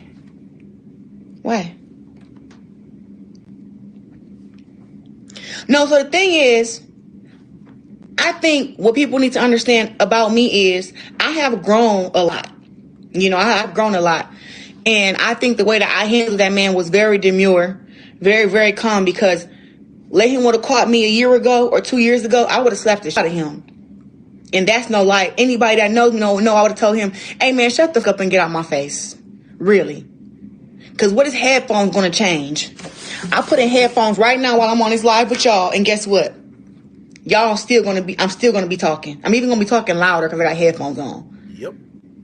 Right. So I just was like, you know, I think I handled that very well. And for people to say, oh, yeah, if you're loud in the gym, you should be mindful of people. He should have turned that damn music up. He was running hard as hell on that treadmill. He was stomping. He should not have been able to hear me. And I'm talking normal. So now it's the thing of, you know, just having to deal with that. You know, I don't know how many other women have to deal with white men who be in gym like that. But to me, it was he was very, very entitled. He's very entitled. He thought he ran the gym. He was at the same hotel I was at. So you ain't no better than me. We are both here. And that's it. So you don't get to tell me whether you want to hear my voice or not. If my voice was annoying you that much, go down to the 12 treadmills down the block.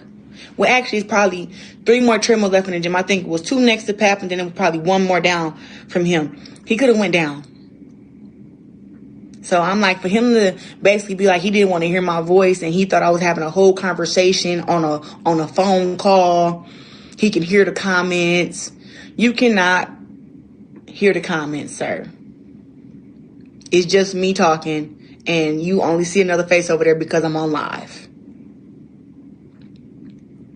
And like I said, I don't know what Pap said to him, but he came back and he apologized for being rude because that's exactly what he was. He was rude as hell. And he was out of order. Out of order, out of order, out of order. Yep, and that's the main thing I tried to tell people before. Like that is, we ain't doing that. Let me nah. We don't be doing that. We don't be doing that. Let me just put that warning directly out there. We don't be just magically pulling up to people's lives and pulling some nonsense trying to advertise somebody else's live. That's a little bit crazy. Like I said, I don't care if it was like a bot or whatnot or whatever. That makes no sense. That makes no sense. You're automatically banned. Not here. That's some crazy work. Crazy work. That's diabolical. And then on top of it, I'm sitting up there looking. I'm like, so that's a supernatural like white woman. That come on, bro. We're not doing that. I'm getting you up out of here. But anyways, back to what she stated, and that was a point that I brought up before she even had this response, or I was able to listen to it. Because I've been on treadmills before. If you have on headphones, you're going to be feeling and hearing the vibrations, number one, of the treadmill, number two, of the movement of your body and your feet, number three, you're going to be hearing your own self breathe, number four, your headphones are going to be up. In order for him to actually hear what Clarissa was even talking about, he had to have his headphones probably on 5, but he's trying to tell her she needs to put in headphones. She's going to be louder. That doesn't even make any sense. What would make more sense is that you as a person that decided you wanted to be there and start running, your headphones should automatically be up. Your headphones should be up. You should be having those in like 50%. Because you should hear more of yourself in that treadmill than actually her. Like that's crazy. That's 100% crazy. Like, and then for him to decide to come back around when Papoose set up and had a conversation, he wanted to apologize. It's like, nah, you just shouldn't have said it from the beginning. You should just put up your headphones. Any point in time, like even let's say that I'm on public transportation, right? I'm taking a bus, right? Maybe I was taking a D-dot somewhere, like let's say high school, right? Taking a D-dot. If I happen to hear somebody on a bus or somebody like next to me and they talking loud, I'm turning up my music. That's all I'm doing. I'm turning up my music. I got my headphones on. I'm turning them bad boys directly up. That's all I'm sitting up there doing because I'm not trying to hear other people's conversation. I'm not trying to hear what it is that other people are basically talking about. I don't got no time for that, right? Ain't none of my business. So I'm turning up my stuff. It's that simple. That's crazy. Yo, RJ, what is up? What is up? You said if I have headphones on and I can't hear people when I'm at the gym, so how in the world he heard her? That's bars. That's bars. Tippy says, speaking of the gym, were they playing their music loud? I'm not even sure. I am not even sure.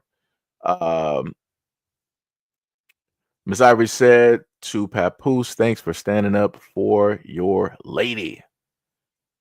Tippy said, oh, I missed it. What did he say? Well, wait, you talking about Papoose? Somebody said, why is this woman voice too deep? What are you even talking about? Oh, okay, I got you. No problem.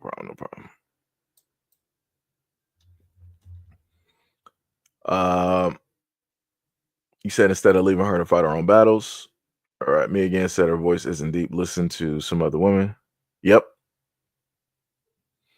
Yeah. I said I had to pack some people up out of there too because I'm like, yo, that's crazy. I'm like, you really gonna be trying to do that here? I'm like, that's some diabolical work. But yeah, like I said, shout out to the quote. Shout out to Clarissa Shields. Shout out to a lot of the The black female boxers directly out there because they do not get the love and the recognition that they actually deserve. Because I see a lot of the comments, especially from white guys, and I kid you not, if you are to follow Clarissa Shields and you just look at some of the comments that she gets from the non-black guys out here, it's crazy. I'm like, why are you so worried and concerned about, in a sense, her and what it is that she's doing? Shouldn't you be focused on like the men's side, like really, arguing back and forth with them? Like, why are you arguing with a woman? Why are you trying to sit up and tell her she needs to prove this, she needs to prove that? She got like a multitude, she got like 99 belts. plus on top of that, she got gold medals representing the United States. A lot of the dudes sitting up there talking never did anything close to what she did. They never even played on the world stage.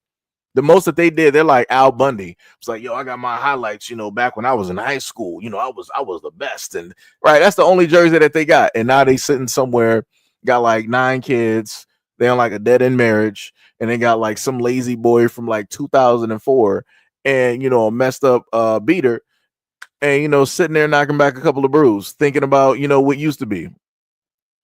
That's pretty much a lot of them in her comment section directly on X. Like that's crazy. Like that's diabolical. That's diabolical 100%. And the reason that a lot of people want to try to say and come at her negatively is because she is darker complected. So the moment in time you happen to hear people try to say that her voice is deep or this, that, and the third, this is because she has a darker complexion. Because when it deals with lighter skin black women directly out there, you never hear guys sitting up there saying none of that type of nonsense.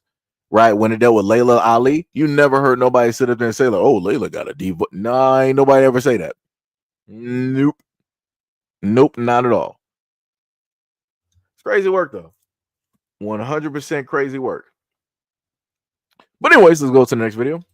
A piece of the interview that Byron Donald said when he was being interviewed on the Breakfast Club, talking about the reason why he is against reparations is because he is the son of a Jamaican father and a Panamanian mother.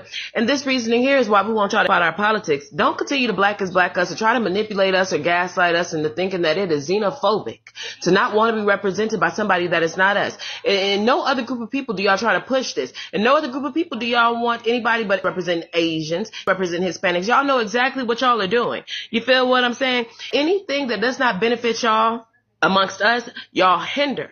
And this is a problem to us. Feel what I'm saying? You could always move back home and fight your government for what is owed to your people and your lineage, but y'all will never plan on moving back. This y'all got in cahoots about. Y'all never going to leave. Therefore, anything that y'all can't benefit from or weasel y'all way into, y'all want to hinder. Y'all want to black us. You feel what I'm saying? It's mighty funny how y'all like to play stupid conveniently. Nobody knows what a real true black American is. Nobody knows what a foundational black American is. Nobody knows what this lineage-based cult is. But it's mighty funny. The moment that y'all enter our politics, y'all smarten up instantly. Y'all understand instantly who we are, what you cannot benefit from, and what you can. And as long as we say skin is skin, y'all can benefit and y'all are in. Y'all understand this completely once y'all into politics. How the hell that work? How the hell y'all dumping in a box of rocks until y'all enter some shit that can affect us? How the hell that work? Yes, y'all represent immigrants. Only in Hispanic politics, Hispanics are represented by Hispanics. Bars. In Asian politics, Asians are represented by Asians. Bars. And yet, the black caucus is filled up with immigrant children who are against anything for foundational black Americans that they can't benefit from. It's crazy.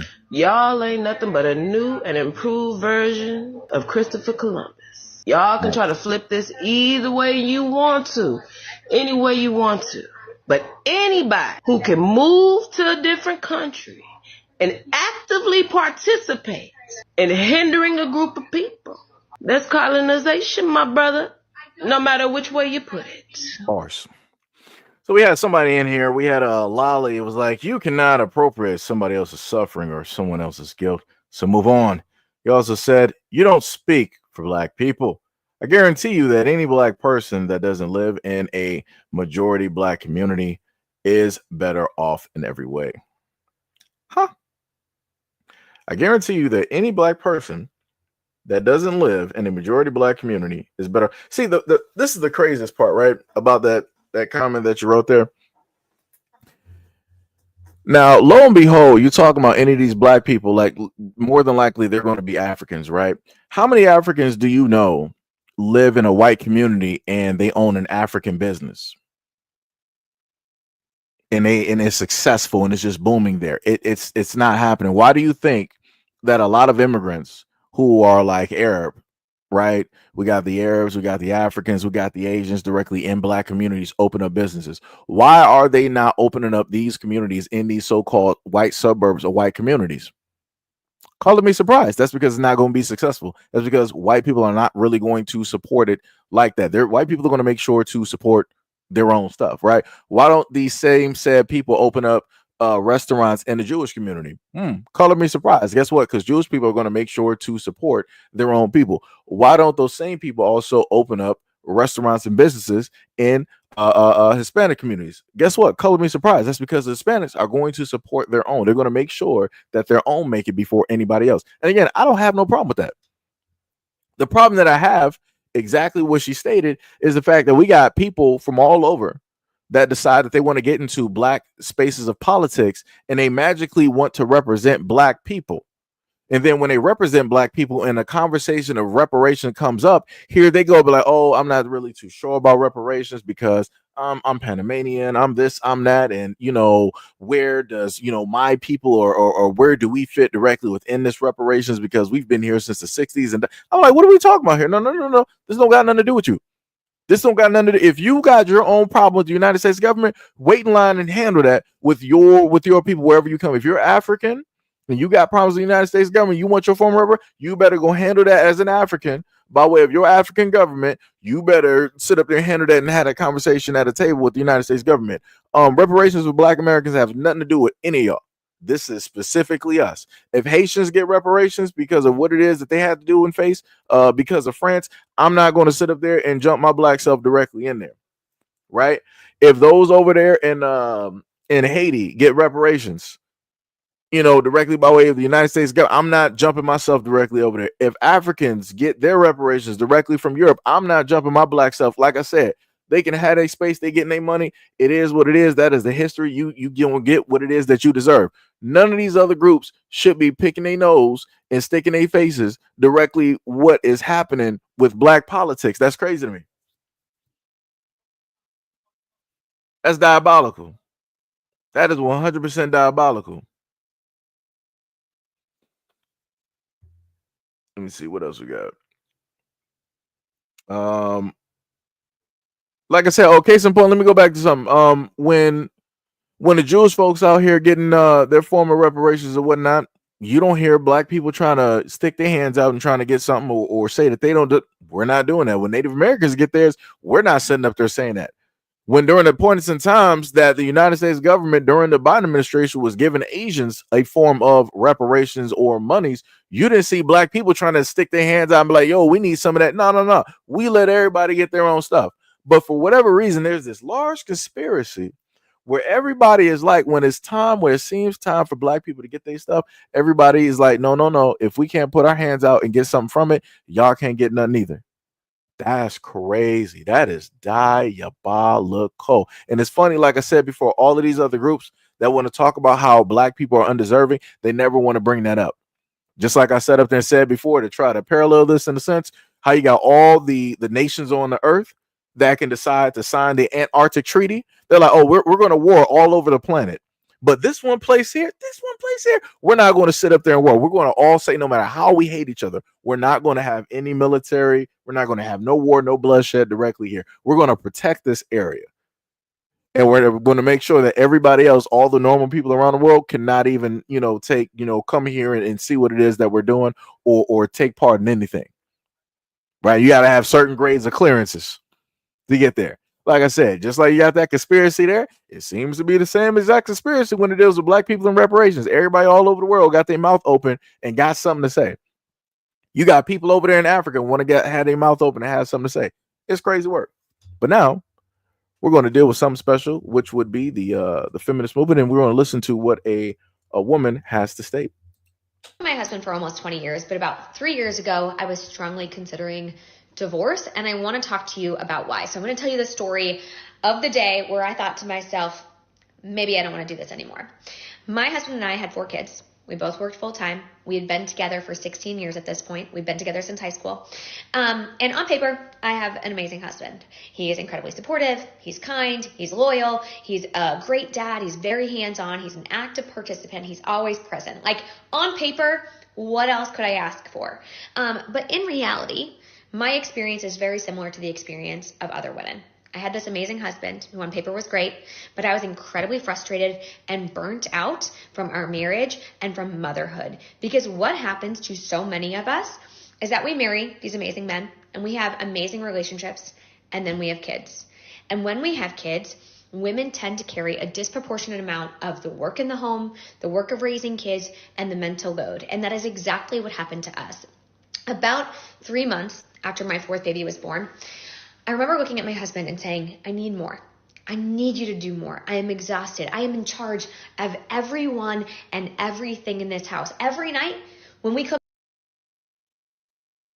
So let me just freeze this real quick. Right. So she wanted to tell you how her as a white woman, she has this husband that is basically working. He's barely home because he's a longshoreman. Right. So he's not going to be home. He might be working like 15 or 20 hours or whatever it is away from home. And she's stay at home. It's very hard for her. It's 4 kids. She got to do everything, yada, yada, yada. So it says that this woman works from home. So in the mornings and after the workday, she's back on childcare duty. Her husband works as a utility linesman, which means that he can't work from home. I said longshoreman. It was a utility linesman. And he's often called for storm duty. And while both Keneal and her husband make 6 figures, she said that childcare is probably the thing that cost us the most. The reason that childcare will cost her the most is because this woman has a nanny. While also having a nanny, she also works directly from home and she's making full-fledged content on social media. And note, she said that she was contemplating this marriage or wanting to get divorced because she felt unseen by her husband, which is affording her the lifestyle that she has. But let's continue. You ask me what to make. Every day when you drop off the kids at daycare, you ask me what they need in their backpacks. I am the project manager of this home and I need you to do more. And he looked at me and he said, okay, just tell me what to do. Right? Every woman has heard this. Just tell me what to do and I'll do it. And I said, okay, something that would make my life easier is if in the mornings when I came downstairs with the 4 kids, because I do mornings by myself, the dishwasher was emptied, the dishes were put away, and the trash was taken out. That would make my life so much easier because when I've got the 4 kids running around and the baby crying, I can't be looking for their favorite water bottle in the dishwasher. I just need to know it's clean. And he said, yeah, of course. What? Yeah, I'll do that. That's no problem. And so, of course, he does it. But then I have to remind him, and then he forgets, and then I have to remind him again. And there was this one morning where I woke up, and I went to put something in the trash, and it was overflowing. And I went to get my son's water bottle, and it was in the dishwasher with all the other clean dishes. And I felt so disrespected and unseen and unvalued at that point in time. And I remember texting my husband being like, what happened? Like, why didn't you do this? And he said, sorry, I was running late for work. And I remember thinking, oh my God, he doesn't see me. Because what he's done has now made me late for work. And he doesn't care about that. He doesn't care about the impact on me. And he doesn't see how every single thing in our home happens because I ask him to do it, or because I do it myself, or because I planned and organized it. The diaper bag is full because I filled it, right? I put the wipes in there. And I felt so frustrated. And I remember thinking, what's the point? What's the point of doing this with someone else? I might as well just do it alone. And it's not because my husband didn't love me or he did anything to me, and it's not because I didn't love him, but because I felt so taken advantage of in our relationship. And this dynamic, it doesn't happen by accident, right? It's not like my husband did it to me, but we've been raised in this society that tells men and women who they should be in marriages and what it looks like to be a good mom versus a good dad. And we know the bar for moms is way up here and the bar for dads is way down here. And we fell into these norms. We fell into these roles in our family, despite the fact that we never wanted to. And Hold on, let me just pause that. That woman said the bar for mothers is high and the bar for fathers is basically to hell. Are we kidding? Are we kidding right now? This man is literally doing work of which could take his life.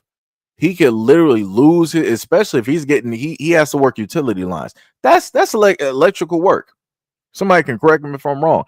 Something could happen. That man is no longer here.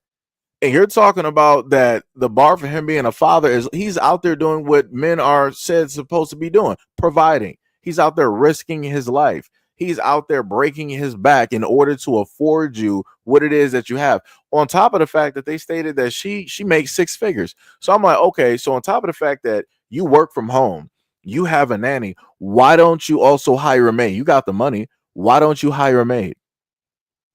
If you know that you quote unquote need the extra help, supposedly, why don't you hire a maid? Why are you trying to get on somebody? And he said that he forgot to do these things because he was running late for work. He can't afford to sit up there and be late. At a lot of these jobs that guys work, it's like, yo, you're going to start having real problems if you show up for late. You could potentially lose your job. And you sitting up there getting mad, trying to make it seem like, oh, he doesn't value me. He doesn't see me. He doesn't love me. He doesn't acknowledge. What are you talking about? What are you talking about? And the craziest part is you have women that literally follow this woman, that literally listen, hang on every single thing. And they're like, oh yeah, this is why I don't want to get married and have kids. This is why men are just not the thing. This is why, women should just oh my God. You literally have a married woman complaining about being married and having the things that most women state that they want, and somehow some way you want to blame the man for the conditions and you want to try to fault him for doing the things that he's supposed to be like. This is what I be talking about. It don't matter what a guy does, he's still wrong. Somehow some way a villain is going to happen. Notice how she positioned herself as being the number one victim. She's doing everything right. She is stressed out. She's dealing with the four kids. She's the mother. She has to do this. She has to do that. And then she's like, well, this is what the dad has to do. Nothing. Wow. Wow. Just wow. Just wow. Diabolical work. But let's continue. And I'm lucky, and I say lucky because I have a partner who I know loves me and wants me to be happy and was willing and able to change. And so we did the work to figure out what equity looked like in our relationship. And I can tell you now, 3 years later, that we are happier than ever. Our kids are thriving. Our home runs like a well-oiled machine. And that took a lot of work. I want to say it took like 18 months to get there. And it was well worth it. But it is not uncommon. And so if your wife is coming to you and she's saying, I'm burnt out by the mental load and I need you to do more, she's not just saying that because she wants you to do more chores. She's saying that because truly it can hurt your relationship. It can ruin your marriage if you do not participate in an equitable way in your home. And so what does that look like? What does it look like to change these dynamics? Well, we need to really assess in our homes what the work looks like. Because in most homes, the data supports this, women do a disproportionate amount of the work. They just do. They do more of the cooking and the cleaning and the laundry and the childcare while also working full time. And men have more time for things like their hobbies, like golf, for example, or just working out, running a marathon, right? And so Notice how she did that, right? She's like, us women have to do all of this work dealing with the kids, and men don't have to do anything. They just have all of this time for hobbies like working out, golf, running a 4K marathon. What are we even talking about, right? What are we even doing? What are we even doing? What are we even doing? Because let me put it to you like this.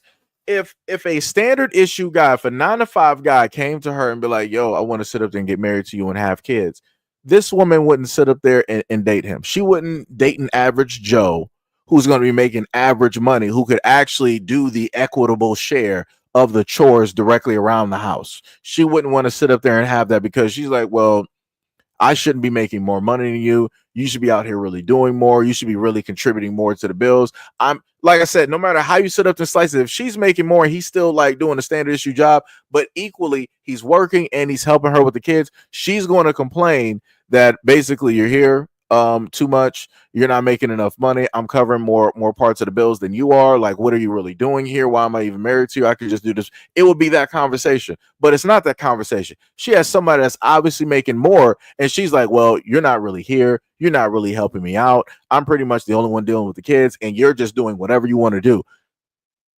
You can't, like I said, you can't make this up. You can't make this up. It's women like her. It is women like her that are married, that actually have everything, that are going to lead to other women being or staying single. Because other women will literally go online and eat up every single word. They will listen to her advice. They'll listen to her advice columns. They will read her books and everything and wonder why it is that they're still single at 30, at 40, at 50. Why it is that they can't find the right guy or the right man or whatnot or whatever. It's because of women like her.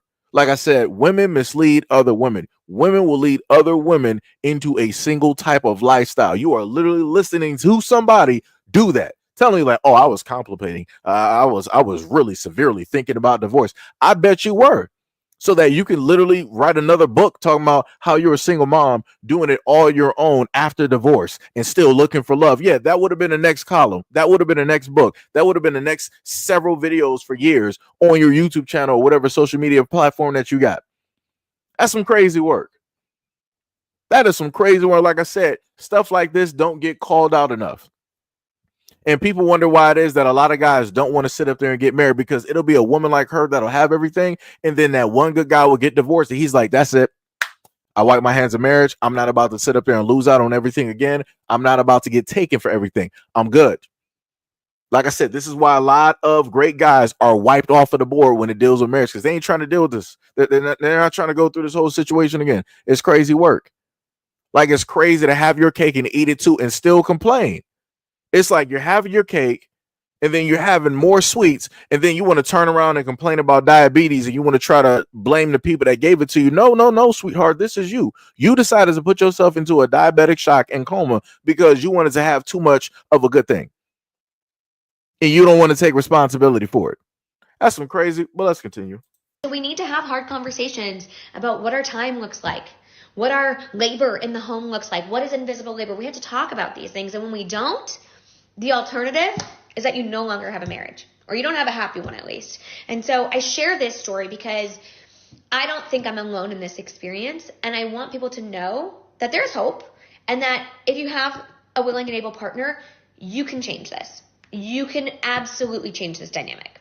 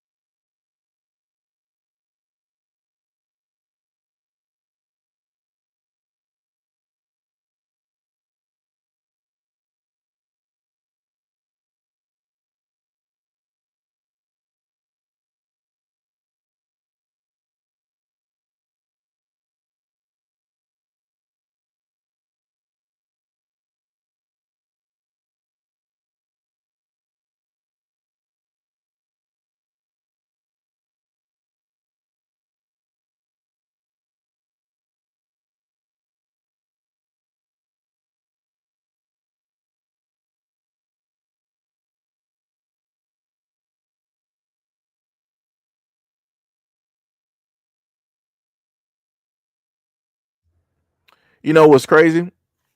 As diabolic work that I was probably talking this whole time and didn't even realize it. That is crazy. Let me see. Let me see how long I've been talking. Oh, okay, about 3 minutes. Let me see your mic. Yeah, okay. So that's not bad. It was about like 3 minutes. Yeah, that's crazy. That is crazy, man. That is diabolical. Um, but yeah, the main thing I was sitting up here saying, like, it's crazy to know the fact that the husband is doing this life back-breaking work, right? He's going out there risking his life for everything, bringing food back and enabling her to be a stay-at-home mom. And she found some way to sit up there and complain. And then in the same instance of her being a stay-at-home mom, you didn't hear her anywhere through that video talk about how she respects her husband on going out there risking his life. Like she don't know if he's going to be, especially if it's during like a storm. You don't know if that man is coming back home. You don't know if he's coming back home, but you're not thankful for that. You're not appreciative for that. Because like I said, she don't have to sit up there and go out and risk her life to sit up there and do that. She gets to be her own boss, right? Because she made her own situation, my body, my choice. She decided that she wants to have 4 kids. If by looking at by way of other women directly out here, why would you not decide to be like, okay, I see how other women are basically stressing out. Let me just stick to one and that's it. She opted to have 3 more. And then on top of having 3 more, she's making, a 6K figure and she got a nanny to help and you still complaining. That don't make no sense. 50% of the work, if not all of the work, is on the nanny. You don't have to do nothing. You literally got time in your nice house, probably like hundred thousands of dollar house, $1,000,000 house. You got time to sit up there and create books. You're doing stuff for like TikTok and IG and all this other type of stuff. You got blogs. So you got a lot of time, even though you're saying that you're so absorbed in the kids. What are we talking about? If you were that absorbed, you wouldn't be doing everything that you're doing. And again, looking at her face, I don't see bags under her eyes. She doesn't have the face of a woman that's dealing with 4 kids. She looks like she's living stress free. Any stress that she is incurring is because of her mouth and how it is that she's doing stuff. That's directly on her. She's trying to make something into a mountain when it doesn't need to be. Like you're literally that. This is 100% a ungrateful woman. That is crazy. That is crazy. Wait, D Money was like sedgy type behavior. Wait, what happened? Yeah, let me see.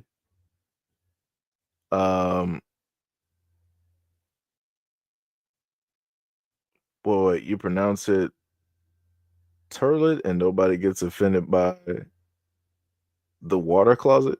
What are you talking about? The toilet? I'm a little bit confused. Um, boy, let me try to go back up. He says the mic is out. Right. To be, are you okay? That's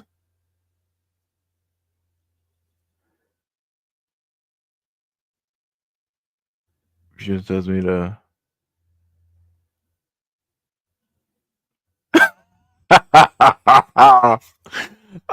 Tippy crazy because I was trying to figure out what that person's response was when it was like, Tippy, are you okay? That's abusive, not going to lie. Nah, like you gotta like you gotta understand, like some women don't mind when guys happen to tell them certain things. It's crazy if a guy tell, like, let me just put this up there, right? um for this example, right? Because Tippy was basically stating that if she would switch, lives, like because of how it is that she's able to live, she would switch. She would have no problem with it, right? Because the guy's up there working, the whole housewife thing, taking care of the kids, cooking, she would have no problem, right? And she was saying that if her husband, if Tippy had a husband and he told her like, "Yo, your clothes are too tight, I want you to go change that," she would listen. She would acknowledge his concern and go up there and change, right? And that's being respectful to your partner, right? To the love of your life. This person was like, actually, no, that's abusive. No, it ain't abusive. That's some crazy stuff. Like no man out here wants his woman walking out, like especially if you're married. You ain't trying to sit up there and have your wife walking out there showing off everything, like wearing like tight clothes as if you're single. Like that's crazy. Like what are we doing? Like of course you got women out here that got bodies and stuff like that, but again, as guys, we know how other guys are going to look and how it is that they're going to sit up there and act, right? So we're trying to lessen that because we're not going to be there walking out there with them. We might have to go to work or deal with something else, right? So we're trying to navigate and make sure that or try to navigate through ways of which certain things don't take place and happen. It's that simple, right? It's the same thing where if we're talking to like one of our kids and we're sitting up there stating like, yo, I don't want you going out here sagging your pants. I don't want you going out here walking with your jewelry, like talking to like one of your sons, like, yo, take all of that stuff out. Like, you're gonna make yourself like a mark and all this other type of stuff. Don't do that. Right. Just go out there like you got some sense. You don't need to show off that you got money, all this other type of stuff. Right. Same exact thing. Is having the concern for that person and knowing the fact of what could potentially happen. Right. And you're trying to navigate that. So it has nothing to do with being like abusive. That's a whole different thing. I literally just showed off 2 videos of dealing with those types of behaviors actually going on and happening.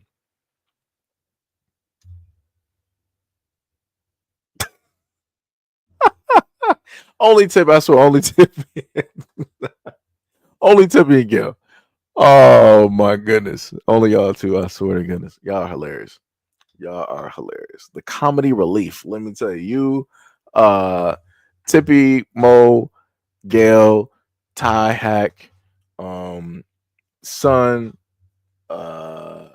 RJ is throwing some stuff in there. I think Battle Axe. I'm not sure if he might have like swapped his name, but it's a lot of y'all. It's a lot of y'all. That pull up to the scene and say some stuff, some funny stuff though. But yeah, the woman that you see directly in front of you, she is 100% ungrateful. I'm trying to figure out. I thought I might have had some more information actually dealing with her.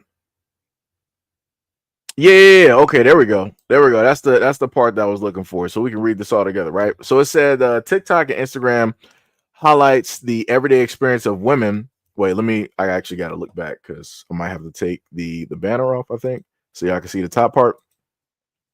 Let me try to bring that down. Paige is a working mother of 4 who shares relatable content on TikTok and Instagram, highlighting the everyday experience of women balancing motherhood, careers, and their relationships. Known for her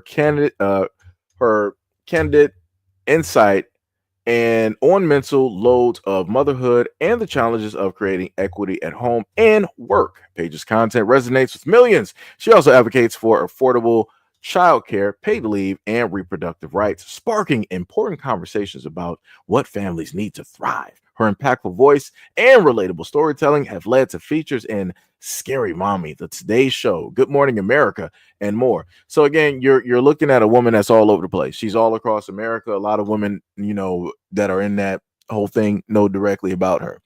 Crazy work.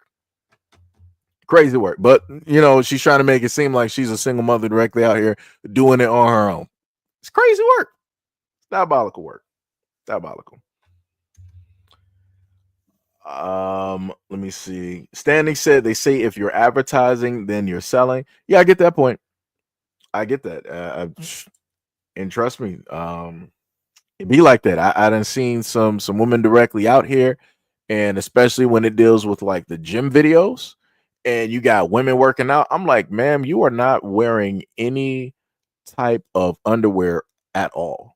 Why are you even outside of the house or in the gym with anything like that? Because I'm like, if you are on any of this gym equipment and you being a woman, there is no type of layer of defense from you sitting your bare backside directly on that gym equipment that everybody sits on, and in the contact or the moisture or whatever that's probably left or residuals or whatever bacteria. Like there's no type of protection there.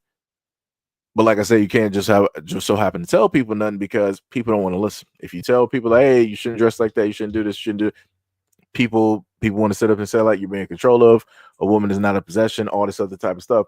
But at the end of the day, I should not be at a gym or see gym videos and I can clear cut make out what a woman looks like through her clothes. That's crazy to me. Like that's it's no longer gym. Like nobody works out like that. Guys don't even work out like that. Like we have on like underwear, shorts, jogging pants, hoodies, all of this stuff. The only thing that might not be really like covered is because guys are working like upper body, so they might have on a beater or a thin shirt or something like that. Like I said, you can't tell people nothing. It be like that. I tried to tell, girls stuff like that even back in high school because I'm like, if I'm taking public transportation and I know how dirty that these bus seats can get, I'm like, why would you as a girl want to walk out the house in like a mini skirt? And you're probably not even wearing underwear. If you are, you might be wearing a thong, and that's still not protecting nothing. So all of that bacteria and everything from that bus seat of hundreds or thousands of people have sat on is now directly on you and probably in your body. Good luck. You better go to the doctor. But like I said, you can't tell nobody nothing because people don't want to sit up there and listen. So when people end up getting infections and all this other type of stuff, hey, it's a personal problem that's on you. Maybe dress differently and things won't sit up there and happen. We got Brandon V World in the party. What's up, brother? What's up? What's up? Gail said, remember when multitasking and dovetailing was the modern white woman's rage? Now fast forward 20 years and those same women realize that you cannot do it all. Yeah, that's true. That is true. And a lot of those white women are the same ones leading other women into either getting divorced or being single or deciding to, I want to be willingly a single mother because I can do it by myself.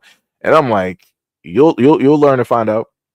Like I said, I learned directly from my mom, and she was honest. She was like, yeah, this is not it. And I don't want you to sit up there and do this. So you better not be going out here getting random girls and whatnot, whatever pregnant, because doing it by yourself is not it. Like you will sit up there and need help. It is not an easy job to sit up there and do. And like I said, a lot of people won't be honest about that. A lot of women won't happen to be honest about that. They want to prop up that, oh, it's fully possible and this no. Like I said, I'm going to trust the words of my mother, somebody who raised me, somebody who did it 100%. Yeah, that is a tough job. That is a very hard and difficult job to do. So hopefully a lot of women don't keep listening to these white women out 3 here that months after my fourth baby was quote born. unquote got everything, and they still find a way to complain because they're going to lead you to be single and depressed and severely stressed out because they're trying to teach you that women can do everything and they don't need a man. Who 100% lies. They'll sit up there and say that while being married at the same time. Crazy work. Diabolical. But anyways, that is D-Man was like Moose Knuckle exposed for no reason. I mean, it'd be like that. It's advertisement. It's all for the attention because at the end of the day, sex sells. But then at the same time of showing that directly off, showing off the bodies in that specific way, we'll turn around and say that I'm not an object. Don't talk to me in a sexualized manner. Come to me with respect. People are going to show up how it is that you show up. So, like, if you're at a club and you're dressed a certain type of way, hey, it's like that. Guys will go to the club dressed, glittered, out in like diamonds, wads of cash directly in their pockets because they know that that's going to draw the attention of women. So when they happen to hear women talking about money, they will oblige that, oh, you say you want what? No problem. Let me sit up there and toss 500 at you. Let me sit up there and get like a $1,000 bottle of wine. Let me sit up there and call this. So matter of fact, we about to go get this section over there in the club that's running about like 1,500. We'll do that, right? So like I said, you got dudes that'll be honest about that. They will dress this certain type of way because it will draw those women. Women will do the exact same thing and be like, no, that's not the reason I did it. I did it for myself. I did it because I like looking at myself. Okay. You got it. You got it. No problem. So you want to go to Best Buy with a mini skirt on and you want to bend over looking at the bottom shelf, knowing that the fact that the mini skirt is going to rise up. I guess you're seeing yourself in some reflection that we don't know about. You got it. You got it. Denise Hill said the mother with the father driving the car, that child's mother is nuts. Oh, you're talking about where is that video? Where you talking about this one? Yeah, let me go back there. Yeah, that woman is 100% crazy because literally the father is driving and she decided that she wanted to start trying to blind the guy. She wanted to attack his face and everything while he's driving. She's in a car and the child is also in the back seat with her. Crazy work. So, like I said, that's the type of person that she is. She is willing to endanger the life of her daughter and everybody, not even just the three in the car, but also everybody else around him, because she emotionally just wanted to start swinging on this dude. And not only did she swing at him in a moving vehicle in traffic, she also did this at home while he's holding his daughter. It's crazy work. But like I said, you can't tell nobody nothing, because as people said, it's only men that are that target women. It's only men that do all of these things. It's only men that do these type of crimes. Women do nothing like this. Nothing. Tippy said flashing too much is crazy. To me, dress comfortable and casual. Yeah, that's facts. But a lot of women like to live through social media. And you got a lot of women out here that want attention of men. Or, some women also want attention of other women. So they're going to dress in whatever way is needed to garner that attention. Trust me, I see it all the time on X. I see it on it's a lot of stuff on X. It's crazy. See it on IG, even on TikTok. You cannot sit up there and escape it. Even when you go to Twitch, where you think that you're just going somewhere to look at content for video games and stuff, you can't escape it there either, because the women there know that sex sells, so they're going to dress a certain type of way, very provocative, and in order to get that attention. Don't matter if they may be 13, if the boys are 13, or if the people are in high school or college, whatever. Anything to get that male gaze, that's what will happen. Denise Hill said he needs to save that video. I'm pretty sure he got it saved. That's why he was recording, because again, he's a felon, so he can't afford to defend himself against this woman, because she could just easily pick up the phone. Doo doo doo. He tried to defend himself and basically hit me in this altercation, of which I caused, and the police are going to lock him up over her. It's nothing he can do.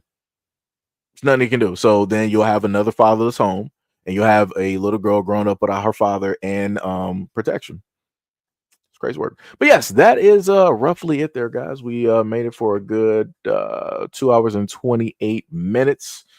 I'm about to probably go give me some food. Yeah, it's about like 7:50. So yeah, probably go get some food. I will have some videos up there for you guys a little bit later on. Probably some of the videos that you were able to see, depending on the length. So you'll probably have something that's about maybe 8 to like 15 minutes that you guys can happen to dissect and leave a comment directly about. And you guys are free. You guys are free. Much love, respect, and appreciation to any and all people that took the time out to come by the live stream, leave a comment, make a donation, and any of those things. Like I said, love and appreciate you guys for everything that you guys do every single day. Wouldn't be able to do the things that I do without people like you. And I will catch you guys in the next video and or live stream later. Wait, what did D Money say? You said D Money said I'm making gumbo seji. You want 10%? Yeah. I'll take 10% of that. I will take 10% of that. I'm a little bit confused. What are you talking about? Stop acting like a pick me. That's what are you even talking about? Like, that don't even who are you even talking to at this moment in time? Like, that is crazy to me. My uncle says, Seji, do you think I'm trying to go back up. Oh, so now you want to be straight stupid? No problem. You wanted to call somebody an idiot? No problem. Got you. Let me hold on. Let me just pack that on up right before I leave. Had to do that. Like I said, it was all good. It was all good. You had a comment directly up there. I was actually going to respond to, but you decided that you want to pull up and try to call me like an idiot and and everything else. I'm gonna pack you up real quick before the end of the stream. You got it. You got it. Ty said that he is making salmon. Ooh, that's crazy. I would easily take those pieces. I would easily take those. And man, Ty be chefing it up. Tippy said, is that directed towards me? It don't even matter, Tippy, because we'll never know. Because he is in the Bermuda Triangle, as Mo would like to say. He is in the shadow realm, out there with Kaiba and Mokuba. He is not pulling back up to this scene. Like I said, that's crazy to me. I keep telling people all you got to sit up there and do is be cordial and respectful. We can have a conversation. That's it. We can be cordial and have a conversation. Crazy work. I said already did. Mahoko says, do you think relationships will ever go back to what they were before, as in less gender war and arguments today? That's possible. But the main issue is that a lot of people are warped by mainstream media and social media. And in a lot of instances, people have been made into believing or living life through the lens of other people on social media. So, that's going to be the problematic, thing there. Right. So on one end, you might have the videos where guys are showing off, the gold diggers or whatnot or whatever. And you have a lot of dudes live through the perspective of that, okay, all women are gold diggers, yada yada yada. So in the same extent, you'll have a lot of women going out here stating that all men are dogs and they cheat, da da da, all this other type of stuff. And then you have other women looking through that lens and believing that that has to be the case because these women that have these the spotlight on them, it has to be factual because they're saying it, right, without actually living their own experience. So the moment in time that people can calm down and relax from social media, that'll probably be the moment in time that things will go back to normal. People actually, will have conversations, and different things like that. So, you know, maybe it'll happen. Tippy said, I think if people hold off on sex and get to know each other first, it might work. I mean, that too. There's a lot of avenues and ways in which things can actually work out.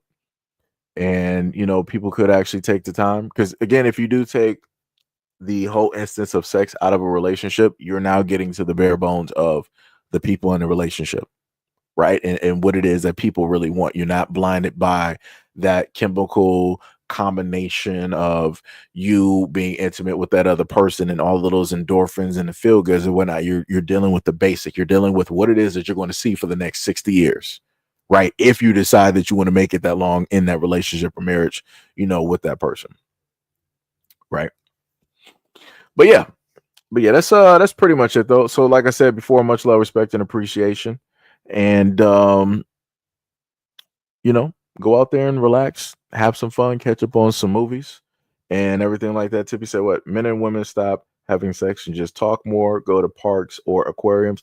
I'm not even sure if we really still got aquariums like that anymore, Tippy, because they've been closing down zoos and a lot of things like that. So, and then, we're literally another pandemic away from everything being shut down again. So that's not going to really, work out as it used to be.